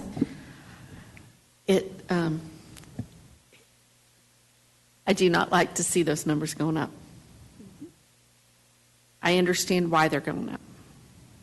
I understand the explanation of why they're going up. I do not like to see them going up.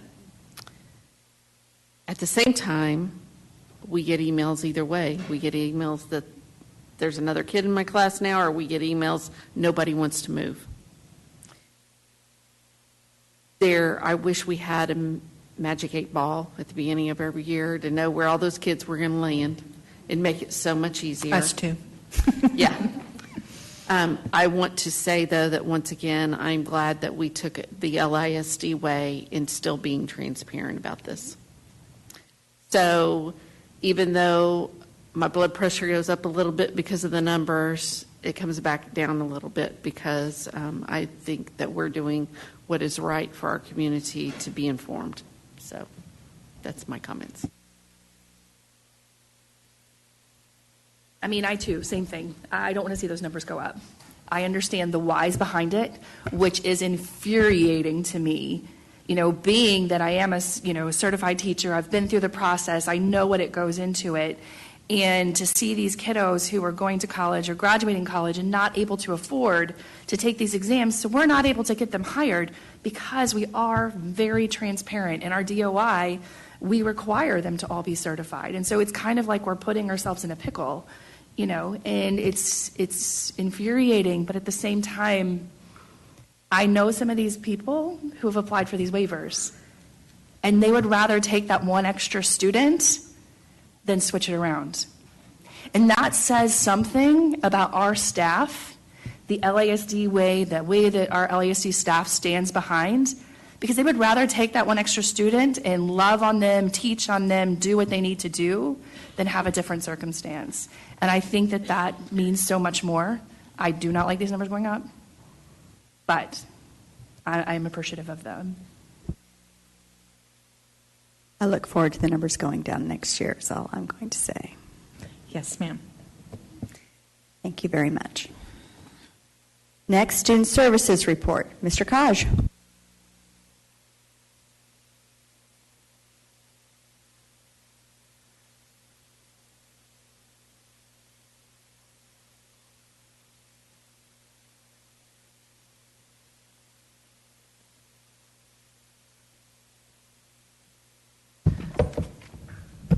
Thank you, President Prosnick, board members, Dr. Rapp, for allowing us to come give a transportation update. Month after month, as we look at the things, there's some different things to share with you. I know it feels like it's been a year, but it's just been a month since you were here last. Yes, I know. Month after month, there's different things for us to share with you. There's other things that we'll bring forward for y'all to think about and to hear our progress that we've been making. So, busting by the numbers, some of these numbers have changed since the last time, with indications of little arrows up and down. We've been able to reduce the amount of buses that drive daily, which is a good thing because that means we're being more efficient in some areas. Decreasing in elementary routes because of load capacity. And that way we can consolidate some lower field buses. High school route increased. Once again, just opposite. When they're over full, then we can split them and then have multiple routes going. Then the middle school route stayed about the same. Shuttles increased, but as we start seeing different activities happening, we've got pep rallies that are happening. Those are considered shuttles as we move students around as well. 82 special education routes. We are able to decrease the double routes due to the driver shortage. Once again, those are some good things. And then approximately decrease a little bit, but 1,182 routes. It's still quite a few routes. Okay, good evening, everyone. So as we continue, we are hiring, and as of October 1st, we have 206 bus drivers. Sounds like a lot. We'll get into a little more detail. We're looking to have 220 on board. Currently, we have 6 maintenance employees, and we're looking to be fully staffed with 9. Future drivers who are drivers that are in training now, driver trainees, we have 27. Bus monitors, we currently have 72 out of 78, and that's for all of our sped routes. Office staff, we currently are sitting at 26, and we're looking to hire about 5 more staff members. White fleet drivers, now those drivers are drivers that are non-CDL holders, and they just have a regular driver's license, and we're looking to hire an additional 7. We're sitting at 3 now. When you talk about the 206 driver numbers, obviously that's if, like Mr. Koch says, we don't have call-outs. To give you an example, last night or yesterday afternoon, we had 14 call-outs. So we planned for the day. Well, Monday rolls around, we get an additional 4. So that's 18 routes that were open, and we had to combine routes, just to give you an idea. So what we're looking at as far as making our staff efficient, you guys know about EverDriven, okay? And so with EverDriven, what we're looking to accomplish is having EverDriven come in and take some of that load off of us by way of taking up the SPED students, taking on transportation for SPED students. By doing so, the goal is to free up some of those SPED drivers to be able to drive gen ed routes, meaning get on a big bus as opposed to a smaller bus. And what I did was I met with all of the SPED drivers to let them know what was coming down the pike and just get them prepared mentally for those that would be willing to drive a gen ed bus. And we do have some that have offered to drive the gen ed buses. So that will make us more efficient. bring up the drivers. Now, for planned driver and monitor trainings with SPED Central staff, we're working on getting some training planned. Now, just like there is Principal U, APU, we did Transportation U for the first time, where human resources came in, legal came in and talked to the drivers, and we had it over a 2-day period. And it's trial and error. You know, we know how to plan our next Transportation U. But the goal there was to ensure that the drivers feel a part of LISD. Now that we're no longer Texas Central. And the drivers were very confident and happy with that training. So I was very excited about that.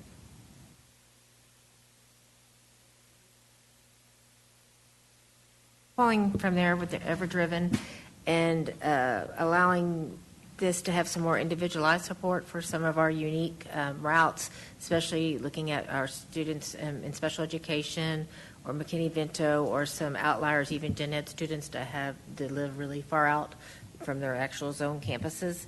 Ever-Driven's going to give us a way to kind of individualize the routes like we talked about and help some with the efficiency, also with the safety of some of our team students, limiting, not having a whole lot of students with behavioral problems in one area, which make it manage better if we separate them out and have them, in shorter routes, so they're not in long routes that also can increase the likelihood of behavior.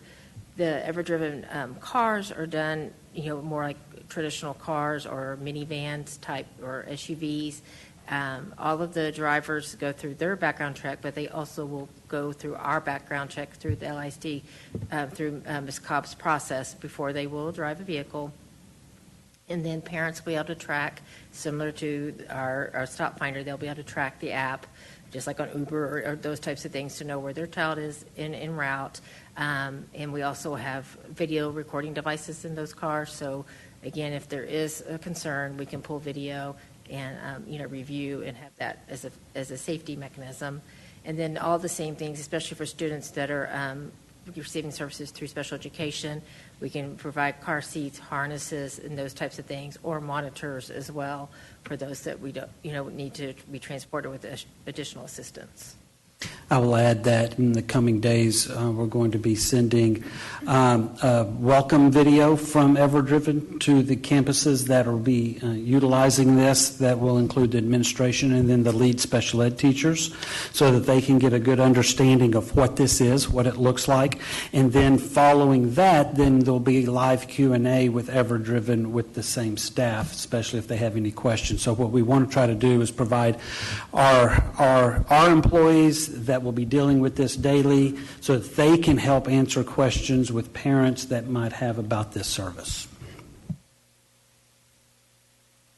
And then, like we said, looking at that too, some other things for special ed and for our efficiency with the routes. We did some revisiting with the special ed staff as far as the system with Route Hub, that and the accuracy of what goes into that information for starting a route, like with addresses and those types of things, and also the process for canceling routes so we don't have students still on a route and buses are stopping where they don't need to stop, which also prolongs the route time.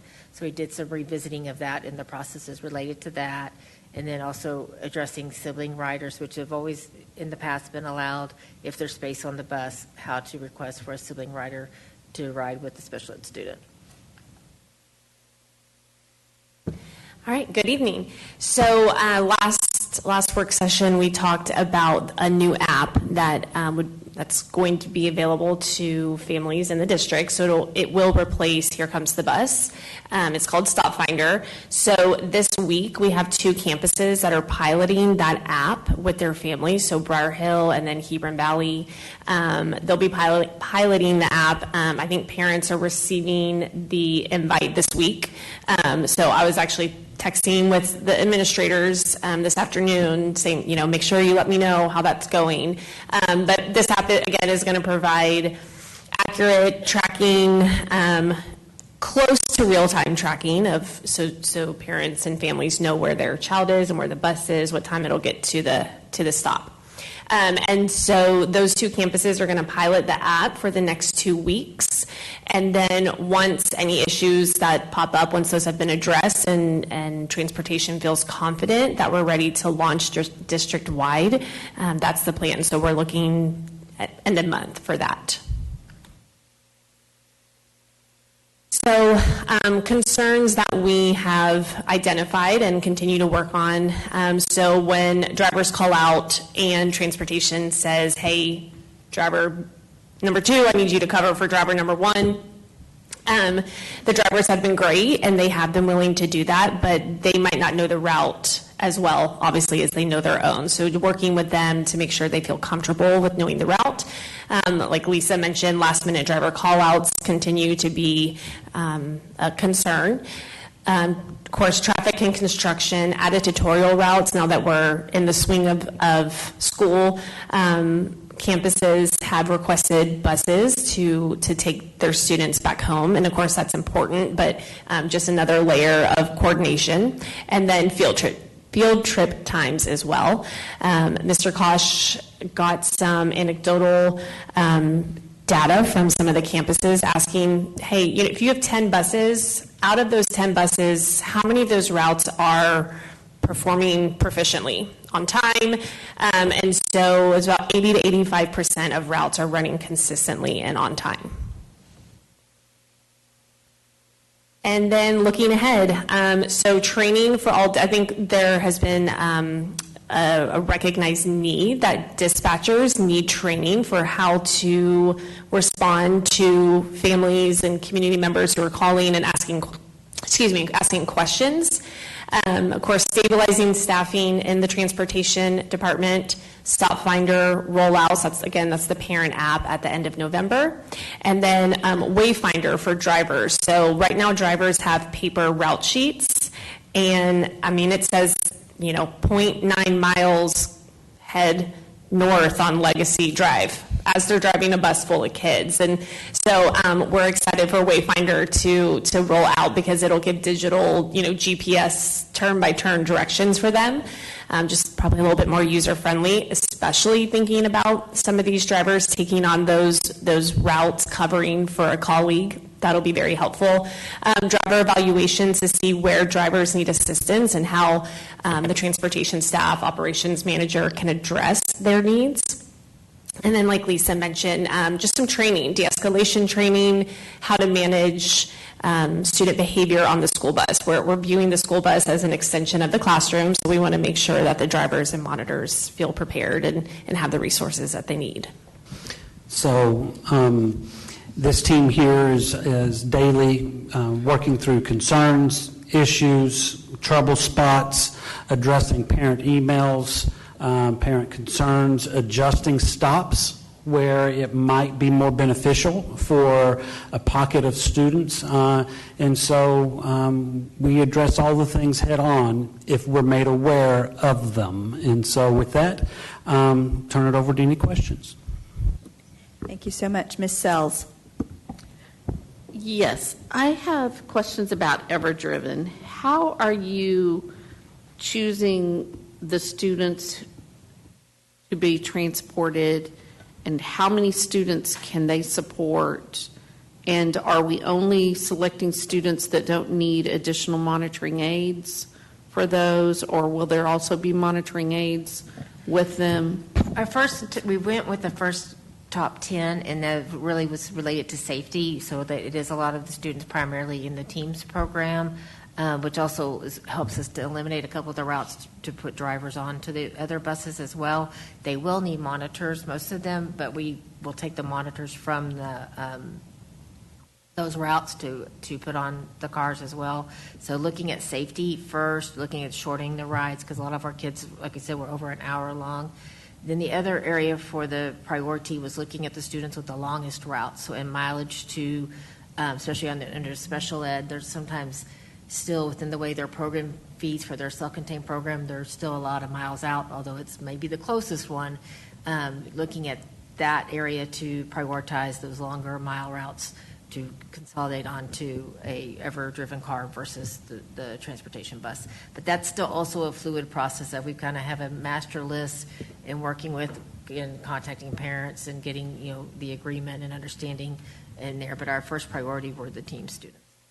There was another added layer to it. Of course, all of this is working with Tina Clark and the special ed staff, so we're not just randomly picking students, we're working daily with them. Yes. But another area of great need is our McKinney-Vento students, to where we're taking these individual students out, maybe sometimes outside of our district, in which if we utilized a CDL bus driver that takes somebody out of our fleet driving that, and so the Ever-Driven really fulfilled that need along with those other safety concerns. We also had to take a look at, for students that were on the list to be prioritized for Ever-Driven, do the students have siblings that were approved to be on that bus, and can the siblings be accommodated for on the Ever-Driven route as well? So there were originally around 127 students that we were prioritizing for the Ever-Driven transportation, and I do appreciate Tina working with the special ed team, because it's important to us that we really work through phone calls with those families and really ensuring that people understand this change is coming and answer any questions that they may have. And so evaluations of the services that they're providing occur how often? Evaluation of the The services that Ever-Driven is providing, how often are we kind of evaluating what they're doing? Well, right now, we yet haven't really kicked off yet any transporting of students with Ever-Driven, as we're still in the preparation phase for it. Later on the agenda, you've got a supplemental transportation contract that would help take us through the rest of the school year, should we need it. We're not obligated to have to use it if we find later on we don't need it. But we appreciate Craig Martin and his work with Ever-Driven. There he is back there. And we appreciate Ever-Driven being a great partner with us on the construction of that contract coming forward. But we meet about transportation updates as a large team every other week.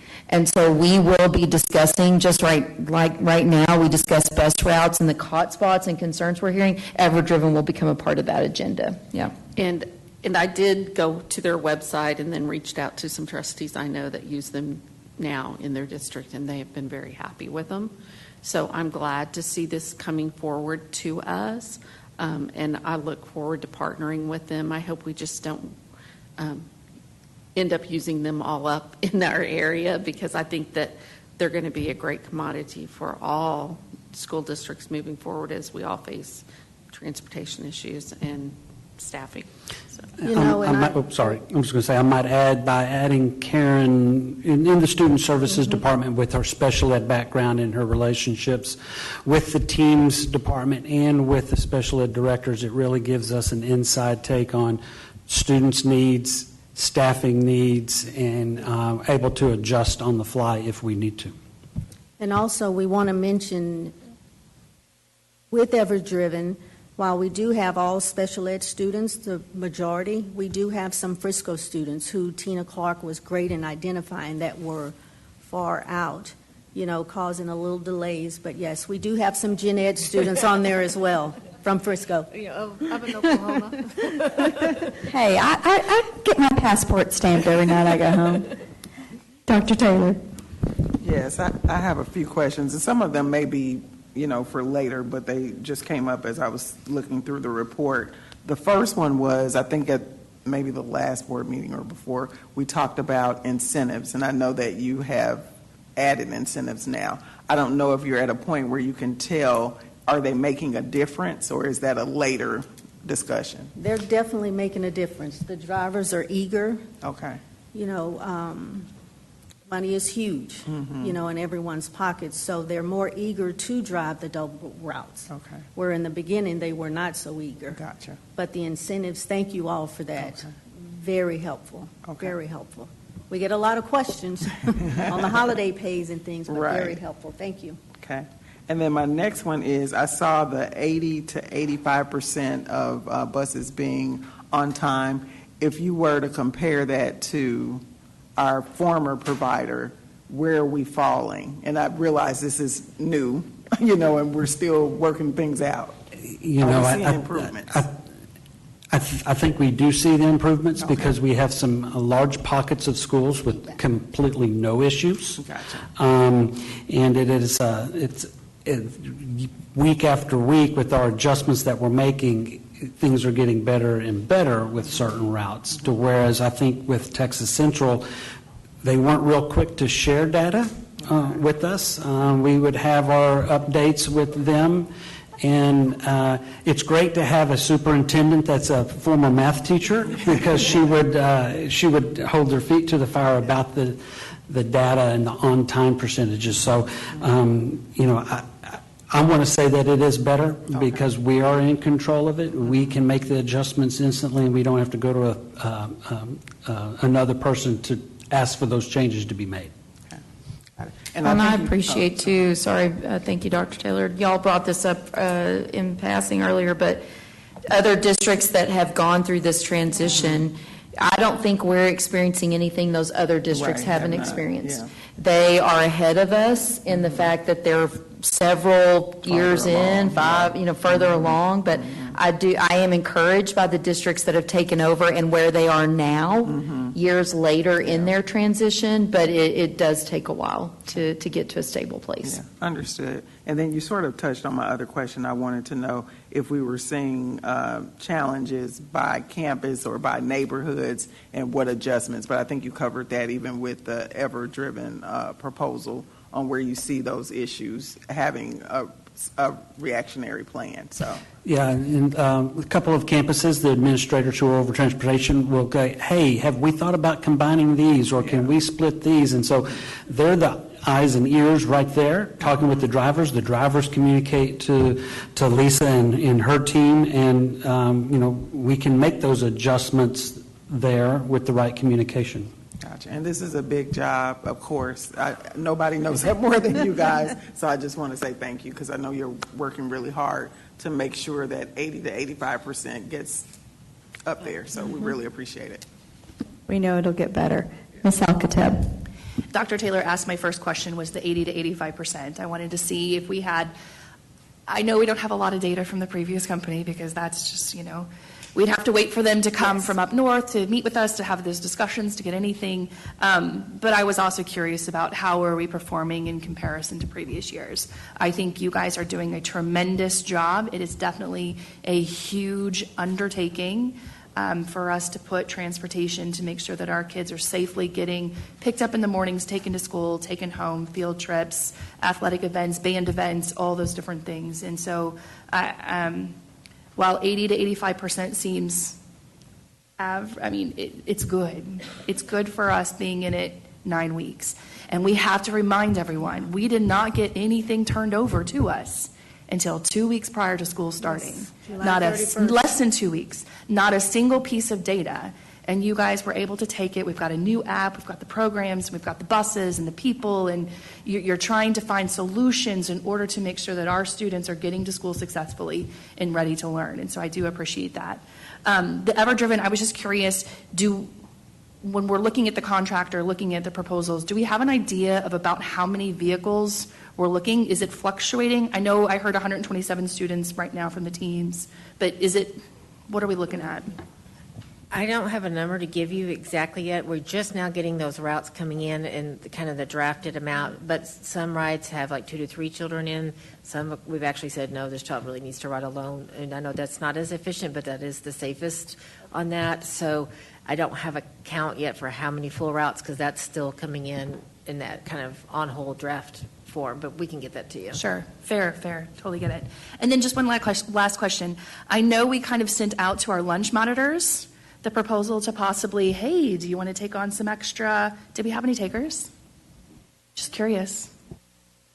I created a really neat flyer, and I saw it. I thought it was pretty great. It was shared with me. I saw it. It was great. Thank you. I thought so too. I don't think that we got any bites, but please feel free to share. Okay. Yeah. So we need to talk to our lunchroom monitors. Yes. You have another opportunity to help us with our students. Yeah. By providing some transportation for our kiddos to get to school, yes, so you can monitor them at lunch and then get them home. Got it. And while we're on the topic of drivers, I do want to say we have had some really precious and sweet interactions that I have heard about from our administrators and from parents, just letting me know that they're very appreciative of their drivers. And Melissa Cobb and I have watched so much bus video footage, and truly, oftentimes, you are seeing really strong positive rapport between the kids and the drivers. And I'm not just talking about like the sweet kindergarten babies, across all grade levels. So I'm proud of our drivers, the ones who show up every day, and they have a hard job, but they take their job seriously, and they're so appreciated. They are the first and last face of LISD that our students see. When will Here Comes the Bus stop working? We have that app through December. So we're going to use it through December? We will probably have some parallel things going on which is something we wish actually the Texas Education Agency would have done with EdFi, to be quite honest. Yes, I don't know why that just popped into my brain as I said parallel systems. So we may have both running in order for parents to see both things, but the whole goal would be that we're completely done with Here Comes the Bus by December, and that we have completely fully transitioned to a stop finder, and that it's working in the way that we anticipated it working. Yeah. Are we working, I'm certain, with communications in getting the word out? Okay. Yes, so like a video of how to use this sucker. That is the big push. Obviously, is the large district-wide utilization of this app, and so it's really important that those two pilot campuses really give us the true feedback. It's working. It's not working. I wish they could do this. I wish it could do that. That will help us craft that larger message of the tips and the tricks in order to make it successful. Because we do not want to roll it out, Stop Finder, until it's proficient. So speak it. Speak it. So do know the goal is the end of October to roll out Stop Finder, but like Mr. Kosh said, it's so important for us to get that feedback from Briar Hill and Hebron Valley. And the goal is we will send out those invites tomorrow. And we're going to take a week or two, like Katie said, to just do a trial run and see what type feedback we get. Because if they're having complaints, if there are complaints and they're having issues, they can email our transportation email account or Route Hub, preferably directly to us because we see it first.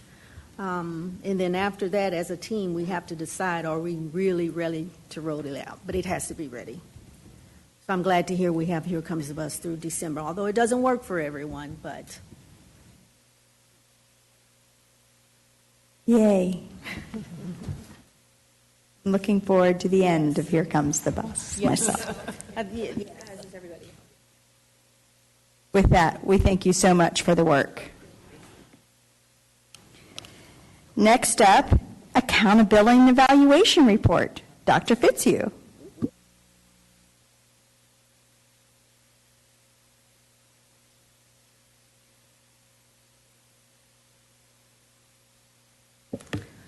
Okay, we're going to start this off with our board outcome goals.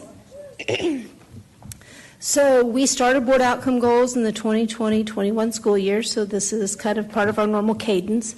We're a little later this year because we were trying out a new instrument. So with that, we're going to start here. We already have updated on end-of-year reading and math for third grade. We did that in June, but I'm coming forward with some CCMR end-of-year data because we didn't have that in June. And so here were our goals that we have that you guys had adopted at the last school year. And when it came in, we met all of our targets with the exception we were a little bit off on our African American target goal for where we wanted to be. But you can see since 2020, we have shown significant gains in several different categories there. Our all students has gone up 9%. African Americans have gone up about 8%, a little over 8%. Emergent bilingual has gone up 14%. So we have seen lots of growth. In addition, we also implemented lots of change in 2024, 2025. This is a lagging indicator, so this data is the class of 24, so they didn't benefit from all of those changes, and so we feel like this next set of data, we're going to see a larger bump with that. This is just kind of a reminder of all that we implemented last school year. We did TSI at the end of English 3 and Algebra 2. We did a CCMR versus endorsement. Which one do you pick? We talked a lot about graduation plans. We talked a lot about CTE and different offerings. So we really are working through that with our high school students. Okay, so then that brings us to the actual, now we're up to date and everybody's seen the report out on the goals that we're proposing for this school year. So the district goals were updated this September. This is our first year utilizing iReady. One of the things that we are learning is that iReady measures data for reading a little bit differently than our previous instrument did. So we used the beginning of your data, kind of what we saw as a baseline. We looked at it to see where we thought students could go. We made sure that all goals were written at 65% or higher. Previously, we had said 60%, so we are slowly working that up through the system. And then if a campus had 5 students in a student group, they wrote a goal for that student group. This is just a graphic from iReady that kind of shows how they measured the data a little differently. Our previous vendor had had a beginning of year target, and the target moved throughout the year. iReady has an end of year target that they're measuring students against. So right now, 36% of our students are already at that tier 1 where we want them to be end of year. 41% of our students for reading are in that yellow region. That yellow region is a grade level below, but really at the beginning of year, if you're at a second grade level, it's okay because you're ready to learn. So that's just a new way of us working with principals and kind of talking through that data. It's a new way for y'all to see the data as well, so that's just when we come back in November and look at this, our beginning of year data looks different than it did when we used our previous vendor. With that, we went ahead and what we did was propose the goals for 5 years. We kept the same cadence. We rolled our 2025 goals forward to 2026 and kind of held flat for a year just as we're implementing. And then we're going to pick up in 2027 with that same growth that we had originally projected. On the iReady math, you see the exact same trend. That is the nice thing about this instrument. The reading and math are measured very similarly. So it's easy for us to talk about and kind of understand what we're looking at. 25% of our students are at grade level, 54% are ready to learn, and then we have some students that we're working on trying to catch up to grade level. Again, we did the same thing with these goals. We rolled the 2025 forward, and then we kept our same projection that we originally had. High school CCMR, we kept those the exact same. We're going to stay on the same track with them. It's part of the plan next year to have them extend their goals out 5 years. We just kept them on there because they had them for a few more years in place. One of the things that makes CCMR a little bit difficult is that TEA is kind of changing the rules as the progression is happening, and so we're having to update and really, really work hard to make sure that we are anticipating what's coming and working with the students in the cohorts that are impacted. And so our class of 2025 had to be concentrators with an IBC. Our class of 2026 has to be a completer with an IBC. So the standard has increased for this graduating class. With that, I'm going to pause here. Not pause because I have another presentation, but we're going to take questions on this, and I want to let y'all know that we will be back in November with beginning of year data, and I will take questions. Dr. Barker. Thanks, Madam President. How'd you know? First of all, I love that we're having that steady increase of that minimum goal requirement. I think that that's a great move towards continuous improvement as we try to raise all ships, I think was what my colleague said earlier. Raise all boats. Thank you. Raise all boats. I'm gonna keep harping. Okay. College prep courses. Do we know what the impact of removing college prep courses will have on our numbers? We do know we're trying to make sure that students are meeting in multiple ways. All of our schools are very aware that this is the last year that college prep is a guaranteed. Karen Seeley, I don't know if she's left, but she's working with our local schools to try to figure out a way. And Jill Adams, they're working really hard to try to figure out some other options that would expand opportunities to our students. But we are very aware that college prep will hit, and some of our gains will be lost as a result of that if we don't have something in place. I mean, I've only been, I wonder how many times I have said college prep courses. That would be an interesting count. Yeah, that's one of my big concerns, not just for us, but around the state. What happens to accountability numbers, both with college prep courses and IBCs hitting at the same time? Correct. So that's my only concern with this goal, is having that. Now, that being said, I was just having a conversation with somebody the other day about, specifically about Lewisville High School, because they were concerned about Lewisville's accountability data. And I said, look, CCMR is a lagging indicator. We have done a ton of work around CCMR over the last, not just last year, last several years. Correct. And it takes a while for that to hit the numbers. So I truly believe that we're going to see some increases, especially at Lewisville High School and in CCMR across the gate. One other little concern. Some of our campuses did not get the post-secondary distinction, and I really feel like they should, and maybe need a little push there. That is all. Gotcha. We were looking into some of that. A question kind of circled to me, and so we're looking into that and having some conversations. Dr. Taylor. Thank you, Madam President. So I had questions about really gaps. Every question that I wrote down was about gaps, and I guess it probably boils down to one question. That's not the question. What is the data informing us about the African American cohort when it comes to CCMR indicators? With CCMR indicators, we definitely have some gaps that we're working on closing and focusing on different areas. Some of them, our students aren't necessarily on the ACT, SAT. We're not performing as high, so some of those tests aren't the avenue. So we're trying to look to see at how we can increase dual credit completion and CTE courses with those students, and specifically looking at why do we have some of those different lagging, like why isn't everybody equally participating in them? Yes. And it's different by campus. Okay, and I was about to ask that question. If you, on percentages, is there one campus that has a higher percentage of African American students? Is it kind of spread out throughout the district?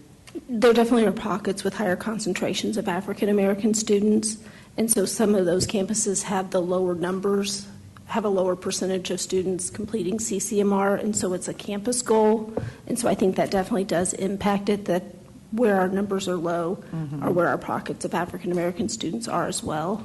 But we're still working with every student and trying to close those gaps. Okay, and the same, and this is, I'm sure, likely true, but the same opportunities as it relates to CCMR are provided across campuses? Yes, ma'am. Okay, and are we doing anything to push, I guess, the college readiness, which I guess won't matter in a year or so? So those campuses are using college prep right now very heavily, but they're also the campuses that we're working on trying to see how we can increase our dual credit enrollment, because completing dual credit English automatically has you be CCMR ready. So how do we get more credit students into that class? How do we get more into CTE pathways? And the reason I ask that, I'm going to take off my board member hat and be the parent of a student at LHS, is because I know that my daughter speaks about dual credit. I don't know that her friends do. And so I'm wondering, do they understand this is something that I can do or something I should be doing. You know, when she mentions honors classes or AP or dual, I don't hear her, you know, she doesn't mention any friends that speak that language. And so I'm concerned that those kids might be left behind, not because we're trying to leave them behind, but they may need more education about this is what you need to do. Does it make sense what I'm It does. what I'm I think saying? there's definitely some conversations. I will say this, several of our campuses, their counselors are in regular contact with me to get updated hours, updated classes. I mean, the counselors are really looking at their data and trying to identify how to best advise students to get into a path that has them complete a CCMR requirement. Gotcha. And this There's no doubt, though, that I would say one of the things with dual credit you have to consider is the cost of the college credit hours. Obviously, taking it at high school is cheaper than if you're going to take it outside. But there's a cost. It is not free. Dallas College has a program where every school district that's associated with Dallas College, it costs their students nothing. We do not have that. And that's not something we're able to control. You also have the cost of materials. We do everything we can to work to reduce that cost of materials. Our partners, both NCTC and Collin College, have been as progressive as they can with lowering that cost to students, but dual credit is not free. And that's one of my concerns about the state with their CCMR indicators is until they create a universal pathway to access college-level coursework, they're holding us accountable on a measure that they're not putting money towards. Understood. And I think that should change, frankly. And I think there's a lot of advocacy when it comes to CCMR. Ms. Prosnick and I were meeting with somebody the other day, and she said we've been hurt, penalized, if you will, because our strategy has been exploration. We wanted our kids, when it comes to CTE, and we've all talked about this, to have the opportunity to explore what's their passion in. But now if they don't continue on, if they start that principal's class and they don't finish it as a completer, then we get penalized for that. Got it. I use my own kid as that example. I don't do that very often around this table. Love her dearly. She took Principles of Health Science her sophomore year. She didn't continue on. Understood. So I think that I understand that the commissioner wants to know that we're graduating the future workforce. He needs to understand that the future workforce needs to have an opportunity to figure out what they want to be the workforce in. And we're not valuing that in K-12, and I would love to see higher ed held to some of the standards we're held to in K-12, frankly. Makes sense. Makes sense. I'll stop. This is my last question. Sorry, last question. Only because I think a few parents mentioned this. Is there a way to know? So the question that they mentioned was a way for athletes to be able to participate in the certification programs, right? Because I guess it's double block, and Mackenzie's even mentioned this. I want to take, but I'm playing golf and basketball, or whatever. So how have we thought about a way to make that work, or even like a summer program or whatever? It can happen. If they want to participate in CTE courses, it's a little more difficult because those take a block, and so you probably will have to do some VLA.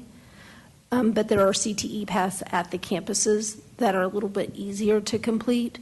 But going over to the tech campuses is difficult and requires a lot of thoughtful scheduling and planning over the full 4 years to make that happen. Yeah, that takes a lot of upfront planning, and the VLA would be for what I would call core courses or not for CTE. No, to my knowledge, we have no VLA courses for CTE. Do we? You look at you nodding at me. Yes, we do. We have 3. We have 3. Very good. I look forward to hearing that in the update. There you go. Just add that slide for my edification. I don't know that you can complete a full pathway in VLA, but you can. No, it's not a pathway, but like a courses. class. Okay, that's kind of where the disconnection was. Ms. Sells? Well, Dr. Rapp stole my thunder because I was going to say that for many years we've prided ourselves on that exploration, and I am so not a fan of this completer. because what it's going to force us to do, or if for this board, not necessarily, but for future boards, is we are going to have to really look at the data about around the completers, and we're going to have to put our money, if funding stays stagnant, we're going to have to put money to where our programs show the greatest completion. And I hate that.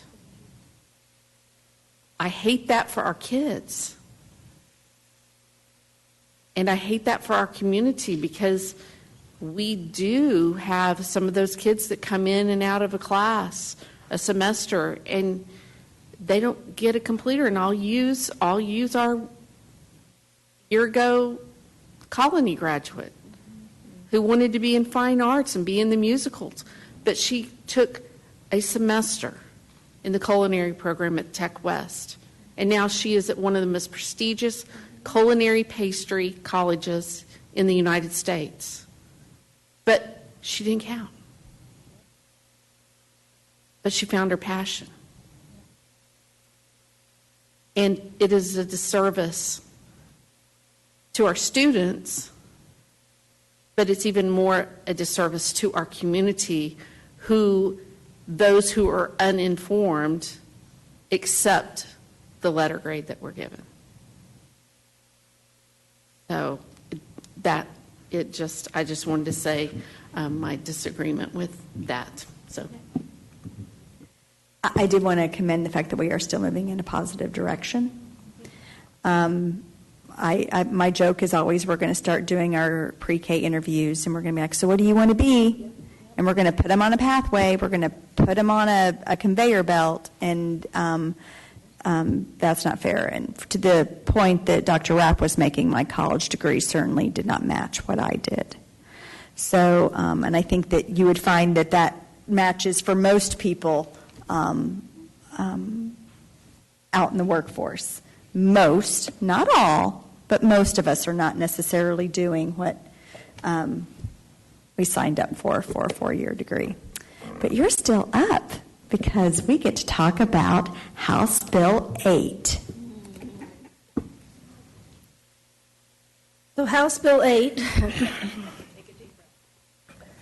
So I have compiled all of the commentary from trusted sources that I can around House Bill 8, but please know that there is still a lot of speculation out there, and rumors are amok, is that the right saying, abound. I'm hearing all sorts of interesting things that I can't find basis in the law, so this is a very preliminary what we think House Bill 8 will be. It was passed during the special session. It has large impact to assessment and accountability programs in the state.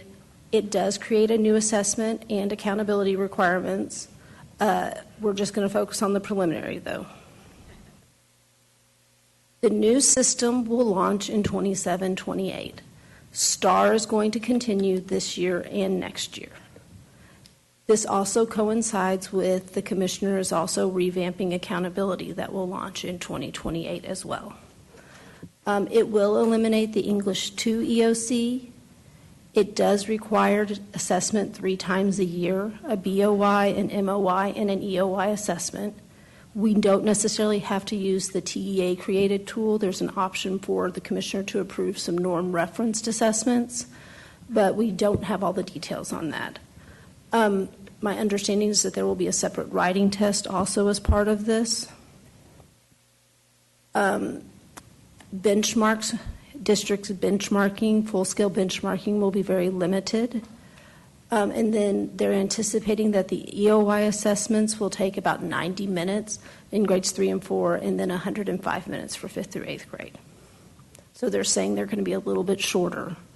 We'll see how that plays out. I don't know when you add in the writing assessments, that cumulative time really is going to be shorter, but that's what is in the bill right now. Test items have to be reviewed by a committee of Texas teachers with 75% approving. The assessment has to be valid, reliable, peer-reviewed. All of the statistical terms that you would want to see around an assessment are included. Does provide that a university study on the readability has to be completed by December of 2028. My note to that is that's a year after it's implemented. So we're going to have a full year of 27, 28 using the assessment, and then we'll get the readability study in December of 28. So we will have a year of accountability from an instrument that has not been had a readability study published. They did put a provision in there for the writing test rescoring, that if a student was within 1 point of a standard, that it would automatically be rescored. That is something that we really appreciate being in there, because we're seeing lots of fluctuation around those. We do think there will be a lot of field testing in these next couple of years, because TA has to create these assessments.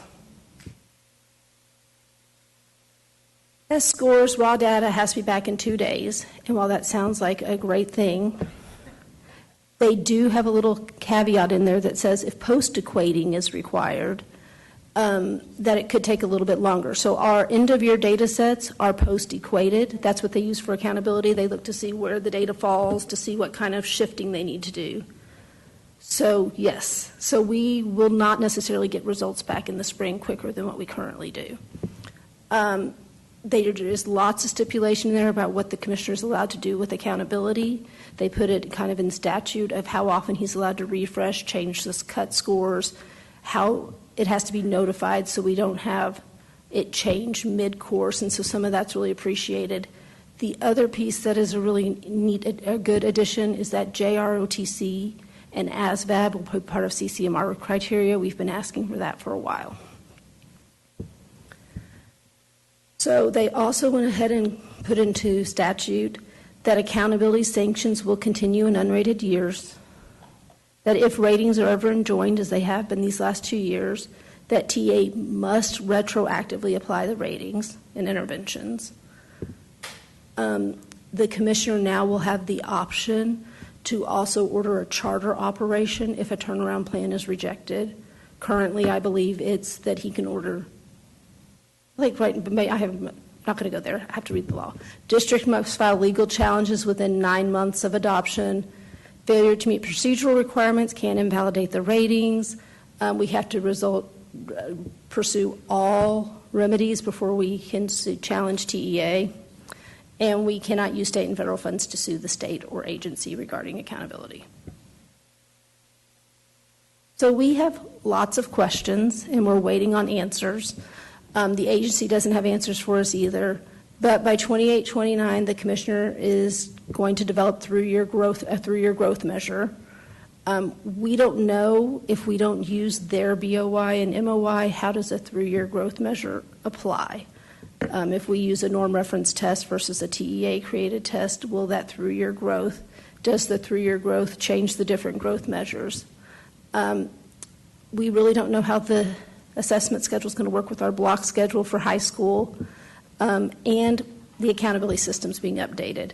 And one of the big things, just because we talked about it a bunch in that update, is the CCMR requirements and CTE are really being evaluated as part of that. That's one of the biggest areas of change. So we're going to keep our eye on it. We'll continue to keep you updated, but that is the state of House Bill 8. Are there any questions? Dr. Barker. Not a question, really quick statement. Implementation happens 27-28. There is a legislative session in 2027.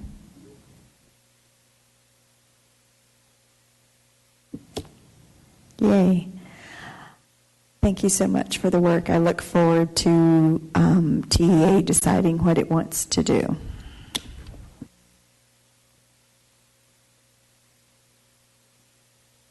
Next up is the technology report.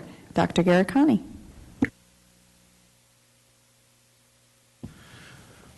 Good evening, Board, President Prosnick, and Dr. Rapp. I have the first up is the 2017 Bond Technology Update. And also joining me is Mr. Chris Langford to speak to the network infrastructure side of these things as we get to them.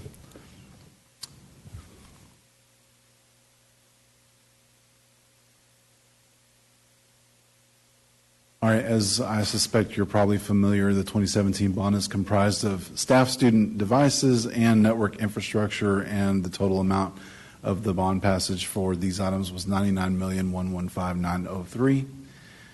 And these are the projects that have been completed under the staff and student devices. As you can see, none of these are in green text, so they're in blue, indicating that they are complete. On the network infrastructure, same story. All of these projects have been completed within the 2017 bond. I will draw your attention to about the fourth bullet on the right-hand side down. It says phone and collaboration licensing, which we'll bring out later in the presentation. And here we are. Total remaining 2017 technology bond budget is $5.2 million roughly. And these are the remaining or active projects currently. You will see an item under consent agenda for the October 20th meeting to approve year 4 and 5 of the collaboration phone systems licensing and support. I did include with Dr. Rapp, we included in board notes, I think a couple of weeks ago, that in November of 2022, Mr. Colbeck and Mr. Langford were both present in that meeting, and the recommendation at the time was for the board to approve years 1, 2, and 3 of a 5-year agreement, because at the time there was a lot of uncertainty and unknowns around the passage of the 2023 bond referendum. And so that night the board approved years 1, 2, and 3, and so on October 20th we'll be asking you to go ahead and fund years 4 and 5 as part of what was originally intended within the 2017 bond. Also, as you know, we have been upgrading both the ERP systems and now the new student information system, which that project is currently active. And so there will be there's already been some expenditures, but there will be future expenditures within the remaining budget for 2017. Are there any questions for the 2017 bond package? My brief question, which is the $5.2 million, that is enough to cover those 2 projects? Yes, ma'am. As it stands? Yes, ma'am. Okay. That's and my we only suspect question. that there will be some remaining as well. Always like a surplus. Yeah. Any other questions? When's the anticipated completion of the Skyward? We will be going live in fall of 2026 with that Okay. new student information system. Moving on. All right, so then we'll move on to 2023.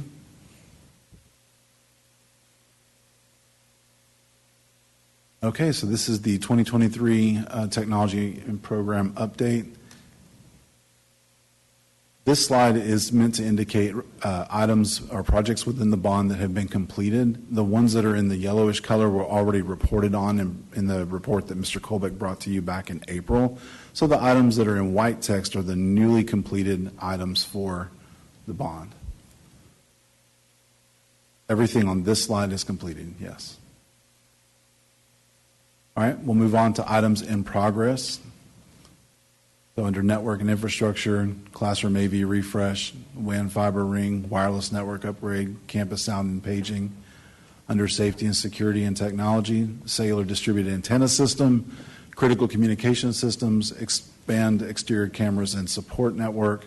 Under staff and student device access, we have the continued residual value fleet management. Enterprise applications, which is the ERP system, which we've already implemented for finance and HR, and now the time tracking module, which the board approved in the September board meeting. We're working on rolling that out. And then, of course, as we mentioned, the student information system. These are all current, active, and in progress projects. And the ongoing future projects, again, we have another round of classroom AV, the private LTE, campus sound and paging, virtual server hardware, phase 2, safety, security, and technology, critical communication systems, cybersecurity upgrades, which you'll see in a future agenda item, cybersecurity upgrades, content filtering, staff and student device access. There are program-specific devices, CTE and the like, 4th and 5th grade iPads, and of course residual value. And then, of course, we'll be wrapping up 100% the ERP and the SIS, the student information system. Any questions for the 2023 bond? I think you're good to keep going. Okay. There are some additional slides here that get into the particulars of the INS funding for the 2023 bond. At this time, I'm going to turn it over to Mr. Langford to cover the specific agenda items that tend to live in his area that he'll discuss. Thank you. Good evening.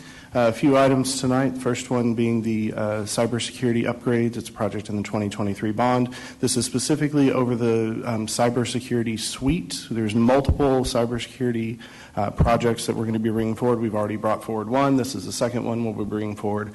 Multiple others in the future. This is specific to that cybersecurity suite, which is a suite of products and services that we use to help protect against cyber threats. It's set to expire in February of 2026, so we either have to renew what we have or replace it.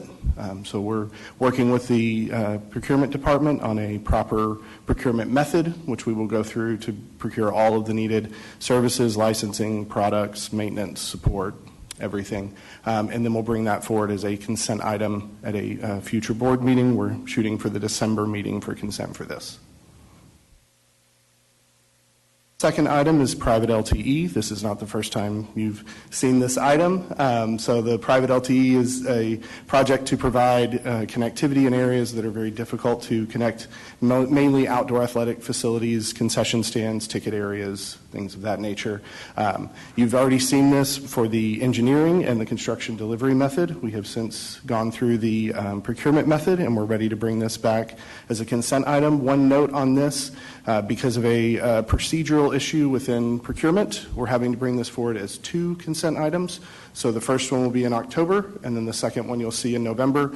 The budget hasn't changed. We're actually shooting to be under budget for this project, which is good. And so the budget hasn't changed. It will not affect the timeline because of the order in which we're going to be able to order things.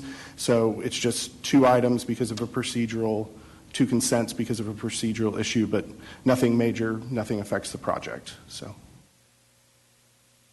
Next one is the classroom audiovisual refresh specific to the audiovisual kits that we have in classrooms. This is going to be to roll out more kits across the district. These kits allow the displays or the projectors to be able to project to the laptops, which allow them to have sound through the campus or through the classroom speakers that we have. You've already seen this as well twice. You've already approved the engineering and the construction delivery method. We have gone through the procurement process, and we're ready to bring this back at the November board for approval. And then the final item is a change order for this cellular distributed antenna system. This project has already been approved. And the cellular distributed antenna system, just for a reminder, is the system that will allow staff and students, if needed, to make cellular calls wherever they are in a building in case of an emergency, and not cellular data, but cellular voice calls if they're in the bathroom or some area that doesn't have good cell connectivity. We have already, this item was fully approved, and we've already installed at the two pilot campuses, Etheridge and LHS. The system is working great at both of those. And so we are ready to move forward with all the campuses, but the bonding, unfortunately, the bonding amount was not included in the original approval. So we have to bring this back as a change order to just approve that additional amount. The budget for the project hasn't actually changed, and we are under budget for this project, so you will see that at the October meeting just as a quick change order.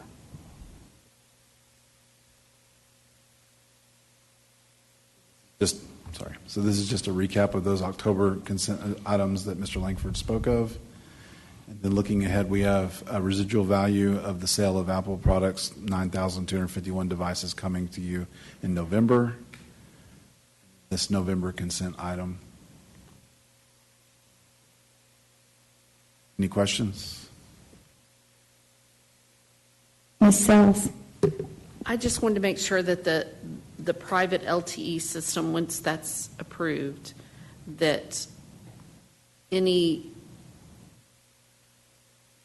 disruption, I don't know that there will really be disruption, but it's ticket booths, concession stands, and those things, that we work with the campuses to make sure that we're not interrupting anything. Yes, yeah, and that work is scheduled to all be done during the evenings overnight, unless they're going to be in an area where students and staff will not be present during the day. So if they're going to be working in a field house or something where no one else is going to be, then they can do that, or in the press box if the press box isn't being used, things like that. But otherwise, they'll be working at night to complete that project, and we will work with the campuses to make sure there's no conflicts or disruptions.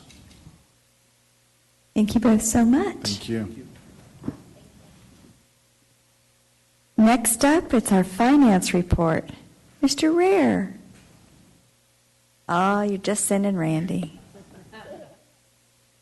You like your seat there on the back row, don't you?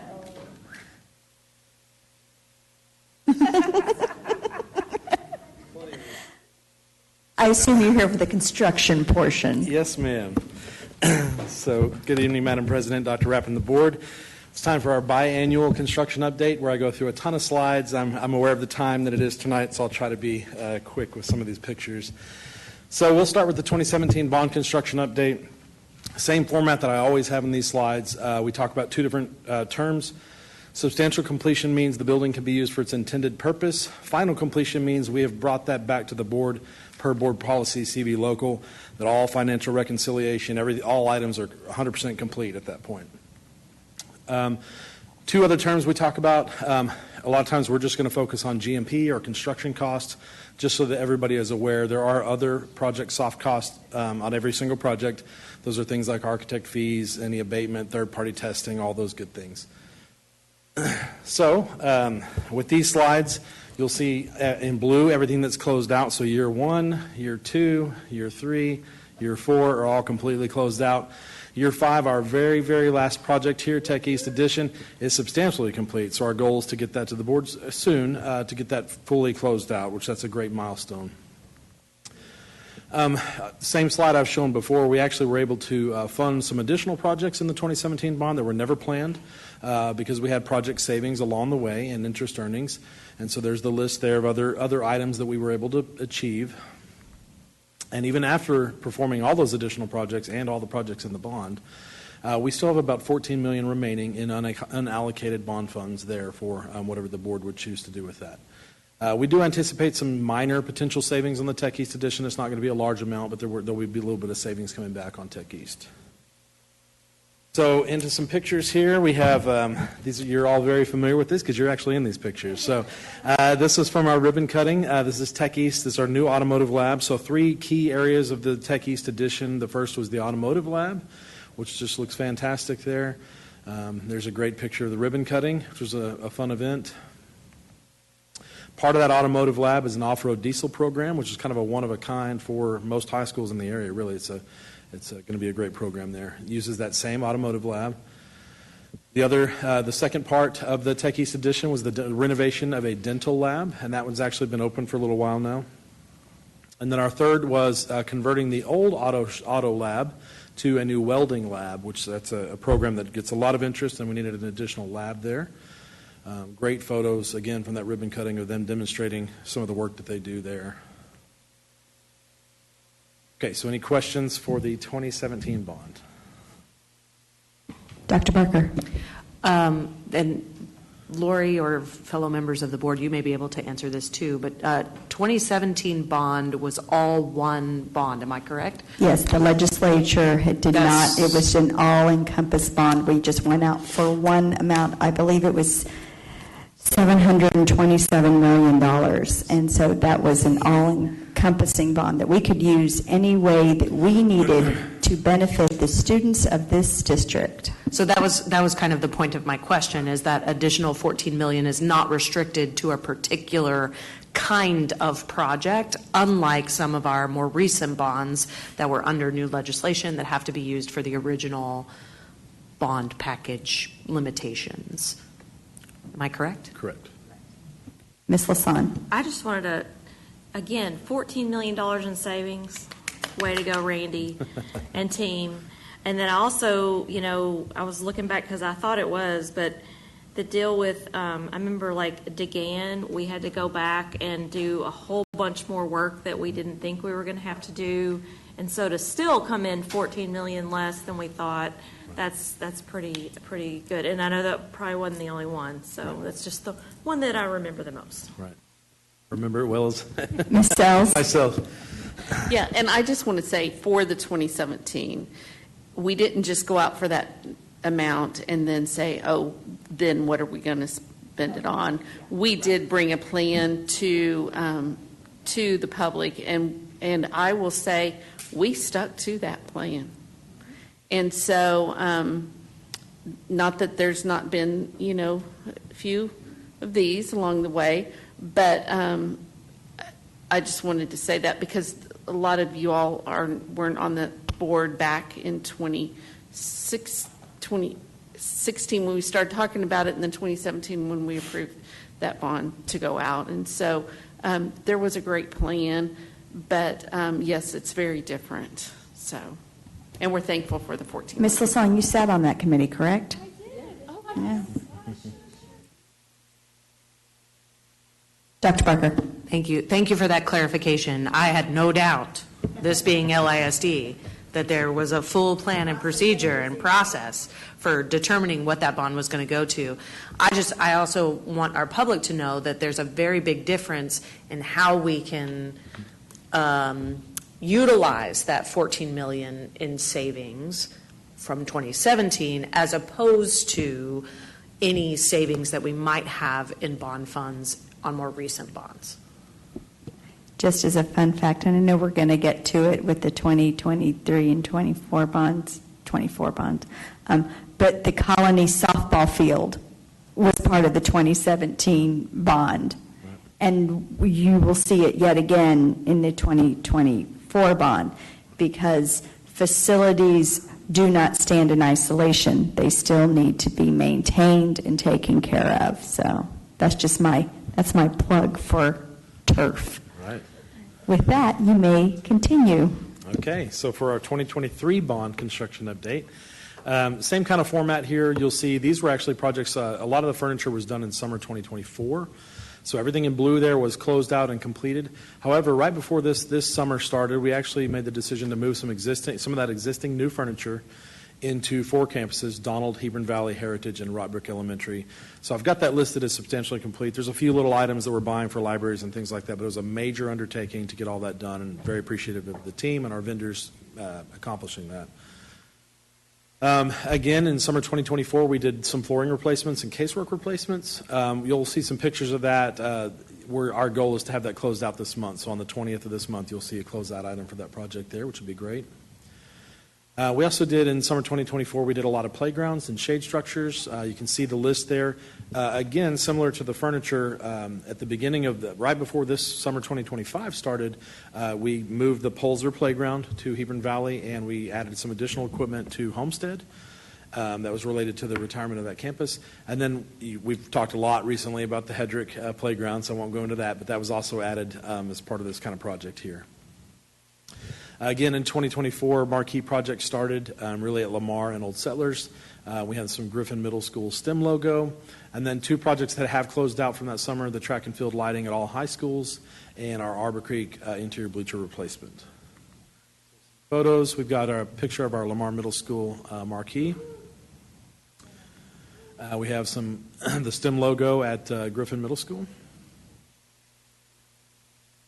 So the one thing that was a long lead item on that casework project from 2024 was the science lab casework. It's a whole different top. It's a different type of material. And so we had to come back in this summer 2025 to complete that. So there's Arbor Creek Middle School, and there's Lamar Middle School. So that project is finally finished, and we can close it out.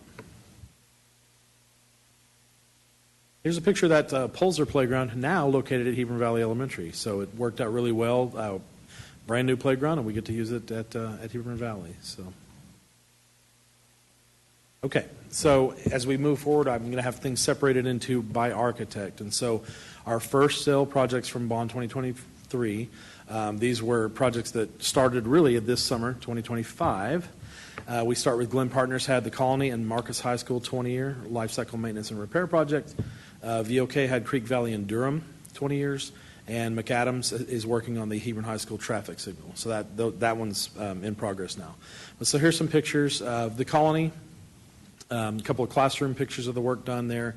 The left-hand side, you'll see our new interactive display board standard. So instead of it looking like a whiteboard now, it looks like a television, right? So it's fully interactive display. A couple more quick pictures. I'll go through these pretty quick.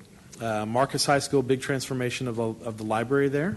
So this is a fully renovated, new furniture. Looks fantastic. Here's a picture of the new kiln room and art classroom. So new furniture, new paint, flooring, lights, ceiling tile, the whole nine. More classroom photos. The consumer science lab here. Again, casework, new furniture. And then thankfully, we were able to get rid of our last little bits of asphalt on that campus there. And so one of those was the fire lane that goes down all the way to Waketon. And so we appreciate the patience of our community this summer as we had to close that entrance down. But the good news is that's all brand new concrete all the way down to Waketon there.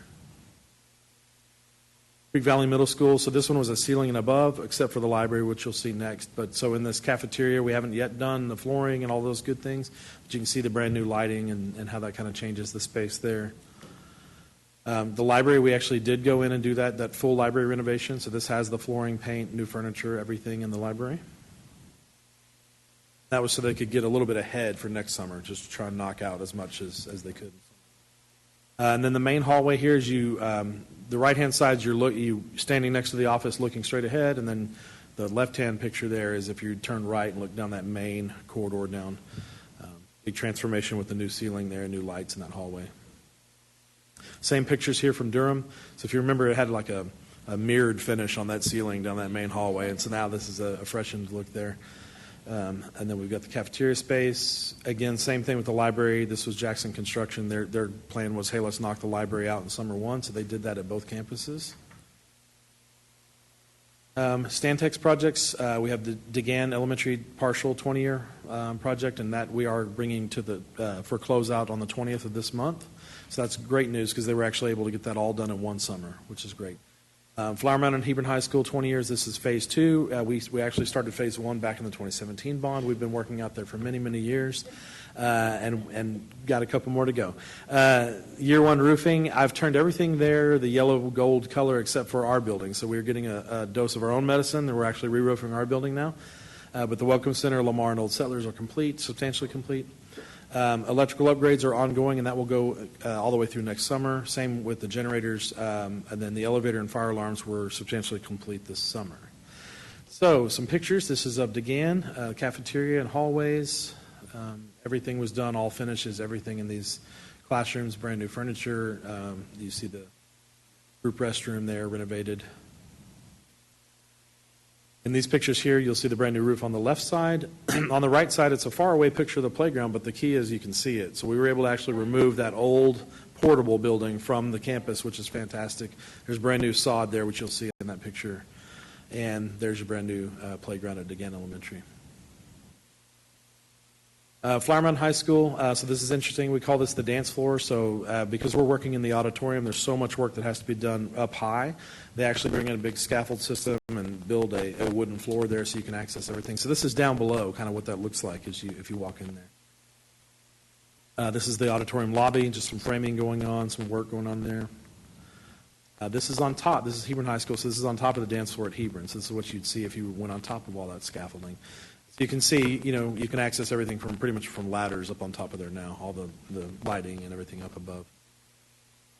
Left side again, from the dance floor, HVAC. The right-hand side is some completed classrooms. The only thing that hasn't arrived yet is the new furniture for these classrooms, but that'll be arriving soon. So you'll see the new tack wall, casework in these classrooms, all new ceiling lights, everything.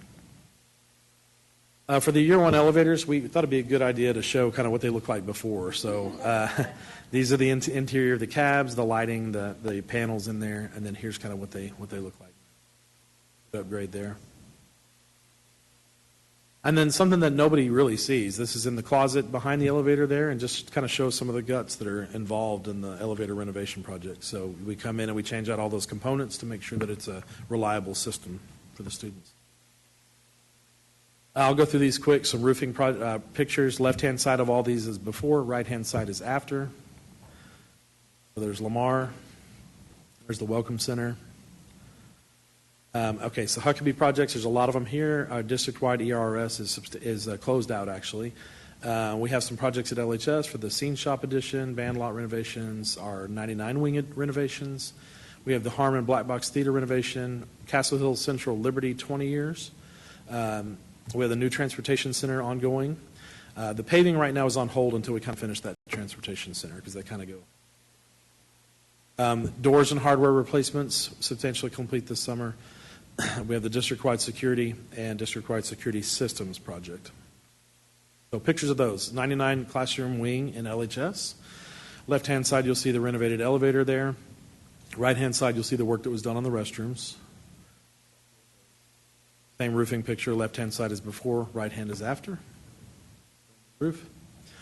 These are some pictures of the scene shop addition that's ongoing now. You'll see the pier rig there, drilling piers for that new addition.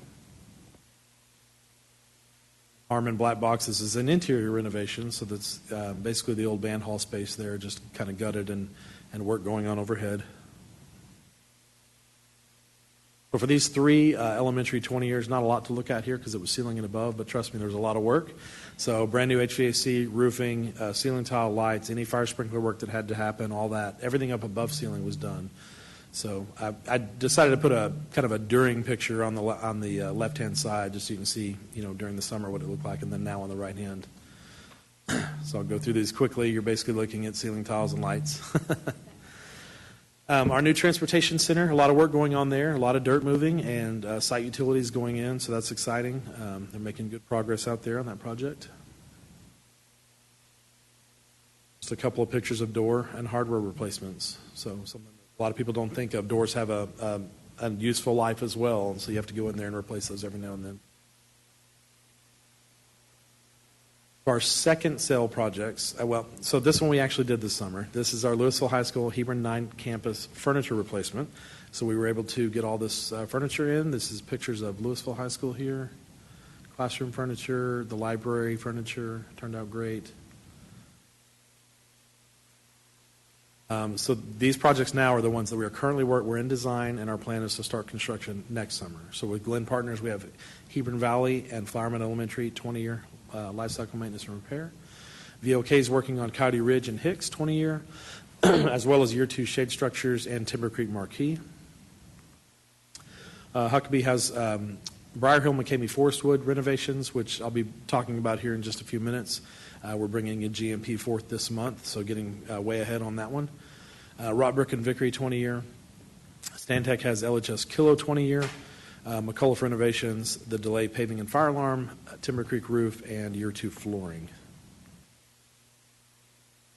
Quick update on the bond as it relates to the fine arts. So here's just a recap. If you went back to April, you could see the percentages back at that time. Now we have pianos at elementary and high school 100% complete, middle school is 80%, band at the high school is 90% complete, middle school is 75%. Orchestra at middle school and high school is 80%. Percussion at middle school, high school is 90% complete. And the elementary classroom instruments are 25% complete. Picture there of some of the new instruments on the right-hand side. And then some exciting, you've probably seen these driving around town in the parking lot here out front, actually. So all 11 of the fine arts box trucks are signed, sealed, and delivered. They're being used right now by the marching bands in this season. So that's a great addition to the district. A couple of pictures here. They are lit inside, which is very helpful because the band is there very, very late at night.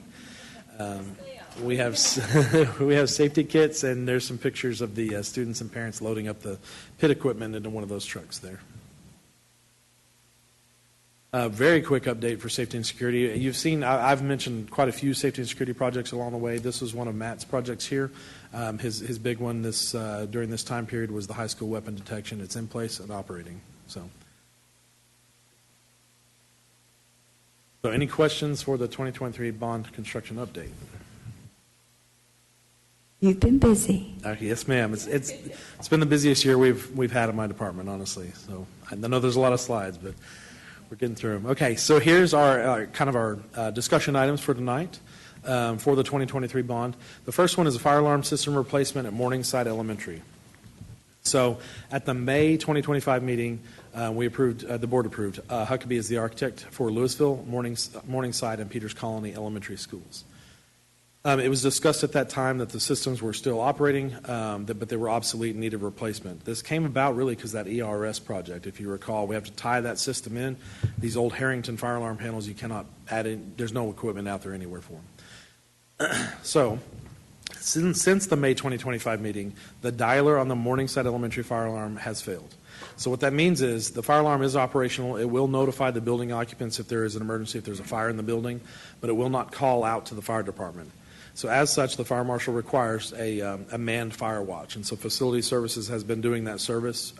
They're very tired. It takes a long time. So we would like to get this one fixed sooner. That's why we're talking about it this evening.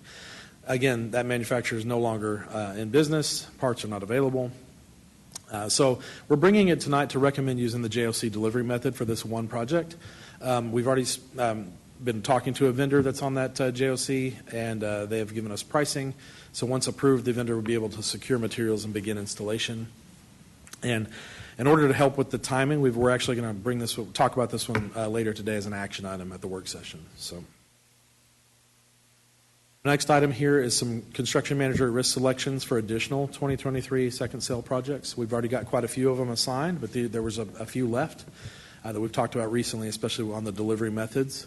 So we split these up into 3 packages for the 2023 bond, and that's split by architect. So the Stantec package has the DeLay Middle School parking lot, sidewalk replacement, and fire alarm.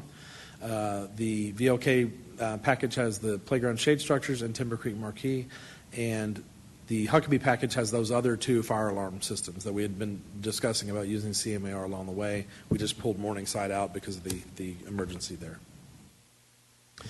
So most of this work is set to begin construction summer 2026. I say most because there's an opportunity to start some fire alarms earlier in the year, if possible, like do some work that doesn't disrupt students. The good news is we currently have 11 CMAR firms, thanks to the board for allowing us to add to that pool. Government code still only allows a maximum of 5 to be invited to bid on each project. We did receive proposals for all these projects, which is great. If you remember, one of these we put out before and didn't get any bids. So again, proposals always include a brief narrative, proposed personnel, their methodology, their financial safety information. We go through all that. They also provide their fees, general condition fee, and pre-con fees.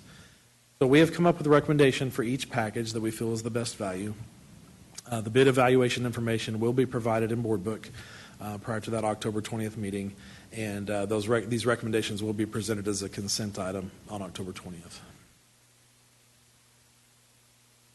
And I mentioned earlier the Briar Hill, McCamey, and Forest Wood Middle School. We're actually bringing a GMP this month, which is great for getting ahead of some of the projects for summer 2026. So Huckabee is the architect on this one. Jackson is the construction manager at risk. It was advertised and bid out per the government code. Jackson evaluated and scoped and provided a total GMP for this package of $6,099,322. So I mentioned here it's within the overall combined budgets. Some were a little over, some were a little under, but overall we are within that total combined budget. But I gave you the breakdown there just so you can see the actual cost per location. Because Jackson bid this all kind of together, there's a lot of sharing of subs and costs and things like that, which is why it made sense to kind of bring one GMP. Recommendation to approve this GMP will be presented on October 20th. The scope varies per location, but overall it includes things from the assessment document, such as boiler, electrical, elevator, interior bleachers, marquee, fire alarm, and flooring. So not every campus gets all of those, but those are the items that are kind of mixed in within all 3. And then I mentioned already the work for these, our goal is for that all to get done in the summer 2026. All right, so next steps on 2023, the consent items for everything I just spoke about, the additional CMAR selections, the guaranteed maximum price for those middle schools, and we're planning on bringing those 2 closeouts, one for the flooring and casework project, and the other for that DeGan partial 20-year life cycle maintenance and repair. Potential November discussion items is the district-wide security LISDAC renovation final GMP, as well as year 3 architect selections. So that's our goal now. We'll see. Okay, and then potential consent items in addition to those, we are hoping to get the closeout for that first sale marquee replacement project as well. Starting to get some of those 2024 summer projects fully closed out. Any questions for the 2023 bond discussion items? Real quick question, Yes, ma'am. and then we're going to address it later tonight. But tonight on our agenda, we have to approve for Morningside. But you're bringing the other elementaries on October 20th in consent. Yes, ma'am. Okay, I just wanted to. Yes, ma'am. As CMAR. Right, it's right. It's Yes, it's a different method. Right. So forth. Just. Right. I don't want to be paying somebody to fire watch at any other school, so that's where I'm at. I agree. Okay, keep going. All right, we're almost there. Okay, 2024 bond construction update. So again, broken out by architect. Glenn Partners in the first sale was working on the football scoreboards. That's substantially complete. VOK is the east side and west side aquatic center renovations. Stantec has the Flower Mound and Hebron Stadium 20 years, as well as the Hebron baseball softball renovation and the Hebron High School fieldhouse renovation. So some pictures. I've got all 5 of them in here. We've got before and after of the scoreboards. So as we go through, we got Flower Mound, we have Hebron. Big difference between obviously what was there before and what's there now. Lewisville High School.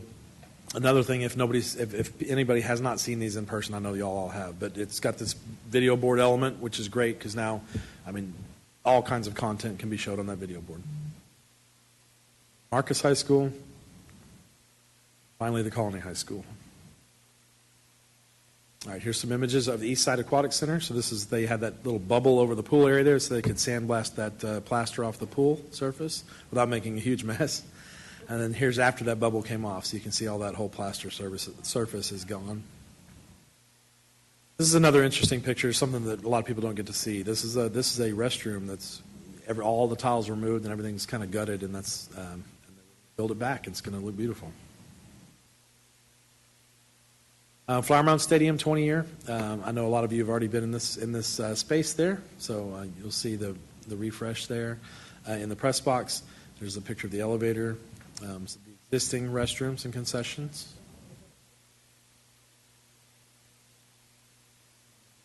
Concession building. Here's some images again, same thing, Hebron High School, press box.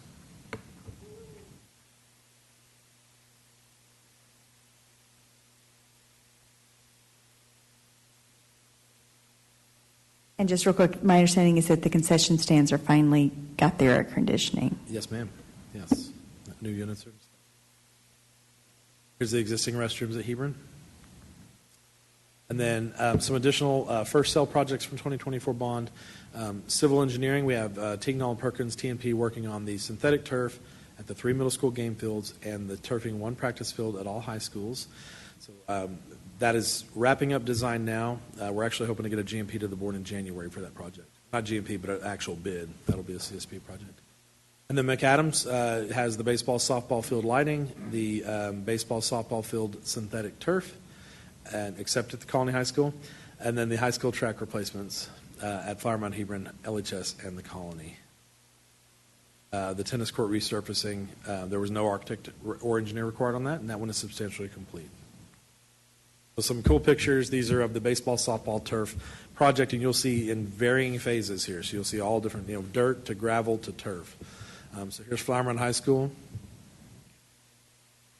High school softball. Lewisville baseball. Softball. Marcus baseball. Our goal is that they all end up looking like this. Marcus softball turf there.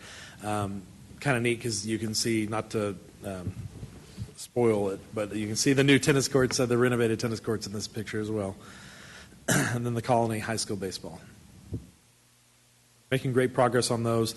At the same time, separate project where we're upgrading the lighting at all those fields as well to LED, full color and everything. So there's been a lot of coordination between the 2 contractors. So the lighting contractor is getting on as they can when the field, when that can actually access the field, and when the electrical has been pulled across those fields. So making good progress there. I mentioned tennis court resurfacing. Here's a picture of the Colony High School. Or Flower Mound High School.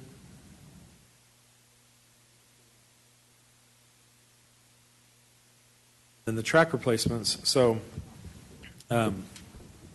we were able to, because of the amount of subsurface work and everything not required at Hebron High School, they were actually able to get Hebron High School completed fully. So this is the brand new track that you'll see at Hebron High School. However, there was a lot of work, and if everybody remembers, there was a lot of rain as well. So we actually had quite a bit, the most amount of rain I've ever had in a summer in construction, and it affected, obviously, our outdoor projects.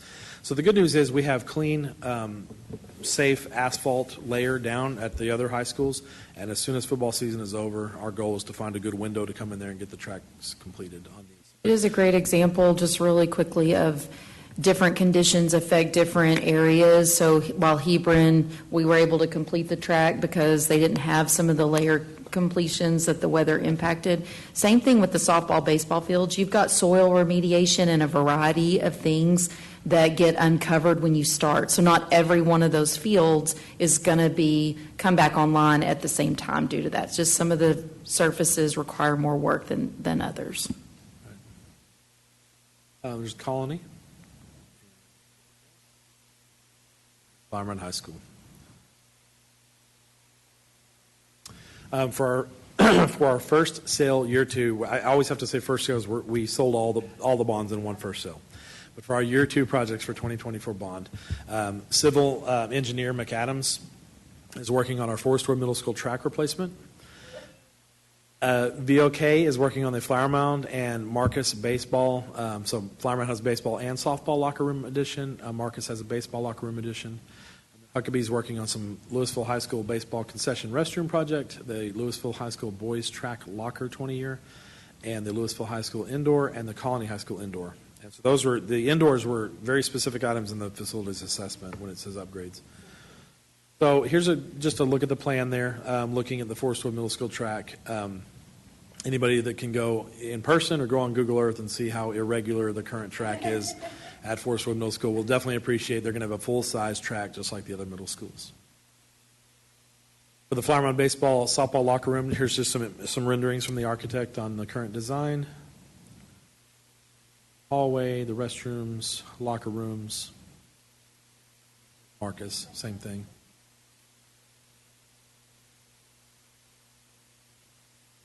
Okay, any questions for 2024 bond construction update? I'm just going to share some feedback on our scoreboards. Okay. They're beautiful, and I love them. However, it gets dark during a football game, and you can't see who's home and who's guest. And at Hebron, it's set so far back from the lights that you can't see any of the writing on them. Is there a way to remedy any of that? Right, I've heard that feedback as well, so we are actually working with the manufacturer to see what options we have. I don't have those for you tonight, but we're definitely looking into that. So. I would appreciate you bringing that back to us at some point. They're so beautiful, and they are such an improvement from what we had. But I do think that it'd be nice to see who's home and Sure. Understood. who's guest. Understood. Okay, last section. So the actual discussion items for 2024 bond, it's really just that same construction manager at risk selection. One project here, and that's that Forest Road Middle School track replacement. So same thing, we have the 11 firms. You can invite 5. We did get bids on this one. So same thing, same proposals included all the same things that I just mentioned earlier. We have come up with a recommendation. It will come forth on the 20th as a consent item. Our next steps there is that same at risk selection. And, we're hoping to have final completion on the 2024, stadium scoreboards pending any additional changes that we're going to make on that. Any questions for the 2024 bond? No, I think you got out of there pretty clean. All right, thank you very much. Thank you, Andy. Greatly appreciate it. Sure. Mr. Rary, going to join us?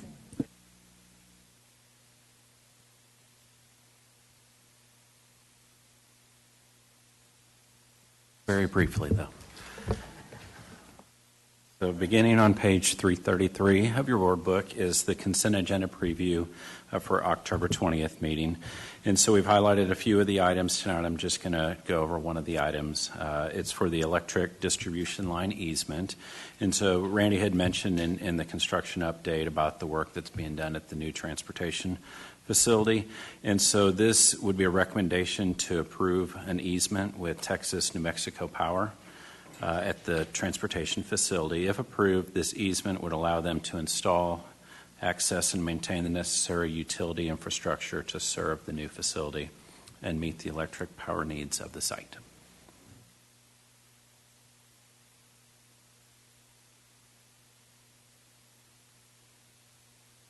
I think we need power, right? I mean, Yes, we do. It's very important. Just a guess. Thank you very much, Mr. Ritter. Next up is the Board of Trustees report. We have some committee reports tonight. I will begin with the Superintendent Evaluation Update Committee, which is you, Ms. Taylor.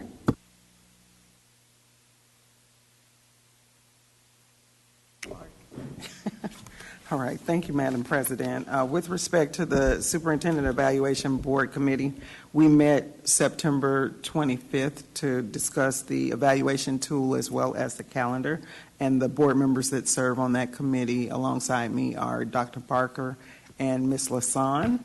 Dr. Rapp also attended that meeting. We discussed the evaluation instrument and the calendar. The instrument was sent out to the board, I think, a couple of weeks ago for any comments. There were none. There were no updates. The calendar was included in your board book and remains unchanged from the prior year as well. So according to the calendar, the board is to adopt the evaluation calendar and the evaluation instrument in October, so we will be bringing that forth for approval at the October 20th board meeting. I will say that in advance of that, if you have any questions, hopefully not, since you've had the information, but feel free to reach out to the committee. Dr. Barker, I believe you have a policy. Oh, I'm sorry, did anybody have any questions? We've got it coming up. Dr. Barker, I know you have a policy. Yes, thank you, Madam President. The Policy Committee met last week. That is myself and Ms. Prosnick and Ms. Sells. And we reviewed FEC local in reference to attendance committees. That was discussed in last month's workshop and regular session. And we recommend an update which links to admin regulations for further details on the makeup of those attendance committees. And this will be an upcoming consent item for the board. In addition, we discussed several possible policy updates based on some intersections of Senate Bill 12 and utilization of our District of Innovation Plan. The Policy Committee will be meeting next week to review other districts' language on these in order to bring recommendations on those very soon. Are there any questions? All right. I chair the Appraisal District Board of Directors Committee. I serve on it with Dr. Taylor and Ms. Lasan.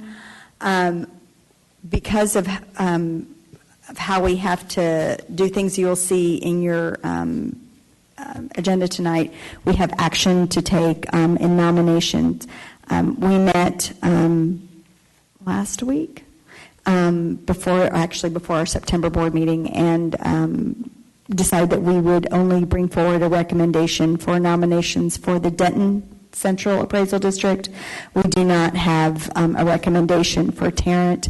We will be allocating our votes in November, as we have to do that before December 1st, as we are considered a large district.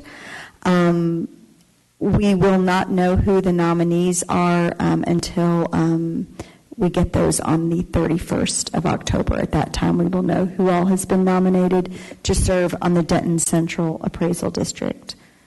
Do either of you want to add anything on that? Are there any questions? All right, we will see it later in the agenda. And with that, we'll move on to action items. Consider approval of joint election agreement and contract between Lewisville ISD and Tarrant County Elections Administrator for the November 4th, 2025 special election trustee election. Dr. Rapp. Yes, Madam President, members of the board, you see before you the standard contract that we have with Tarrant County. It's not uncommon with Tarrant County to have the sample contract, but you have all the associated documentation there with that contract, and that is for the November 4th, 2025 special election. Would someone like to make a motion? Dr. Barker. Thank you, Madam President. I move that the board approve the joint election agreement and contract between Lewisville ISD and the Tarrant County Elections Administrator for the November 4th, 2025 special election. Second, Ms. Lasan. Is there any discussion? All those in favor? Vote carries 6-0. Next is to consider approval of the joint election agreement contract between Lewisville ISD and the Denton County Elections Administration for the November 4th, 2025 special election. Is there anything you wanted to add for Denton County? Great. Would someone like to make a motion? Dr. Taylor. Madam President, I move that the board approve the joint election agreement and contract between Lewisville ISD and the Denton County Elections Administrator for the November 4th, 2025 special election. Is there a second? Ms. Lasson? Any discussion or questions? All those in favor? Vote carries 6-0. Next is to consider approval of a resolution nominating candidates to serve on the Denton Central Appraisal District Board of Directors. That's me. I think I already kind of spoke to this.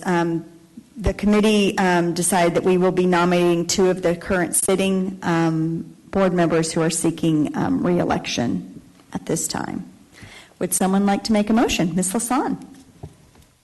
I move that we, the Lewisville ISD Board of Trustees, approve the resolution nominating Ann Pomacall for Place 4 and Mike Hennifer for Place 7 as candidates to serve on the Denton Central Appraisal District Board of Directors. Is there a second? Dr. Taylor? All those in favor? Vote carries 6-0. Next is to consider approval of the the Supplemental Transportation Services Cooperative Contracts. Mr. Rare, see, you're back. You missed us. I'm back. All right, so as discussed in the transportation update earlier, there's a need for supplemental transportation services. And so this recommendation is to provide those services utilizing eligible cooperative contracts. If approved, the contracts would provide us with multiple awarded vendors to help supplement the transportation service needs while working to achieve the best value for the district. And this awarded contract would be through June of 2026 if needed. Happy to answer any questions. Would someone like to make a motion? Ms. Sells. I move that the board approve the use of Lewisville ISD eligible cooperative contracts for supplemental transportation services, the associated cost, and the awarded vendors as recommended by administration. Is there a second? Ms. Alcatab? Are there any questions, discussion? All those in favor?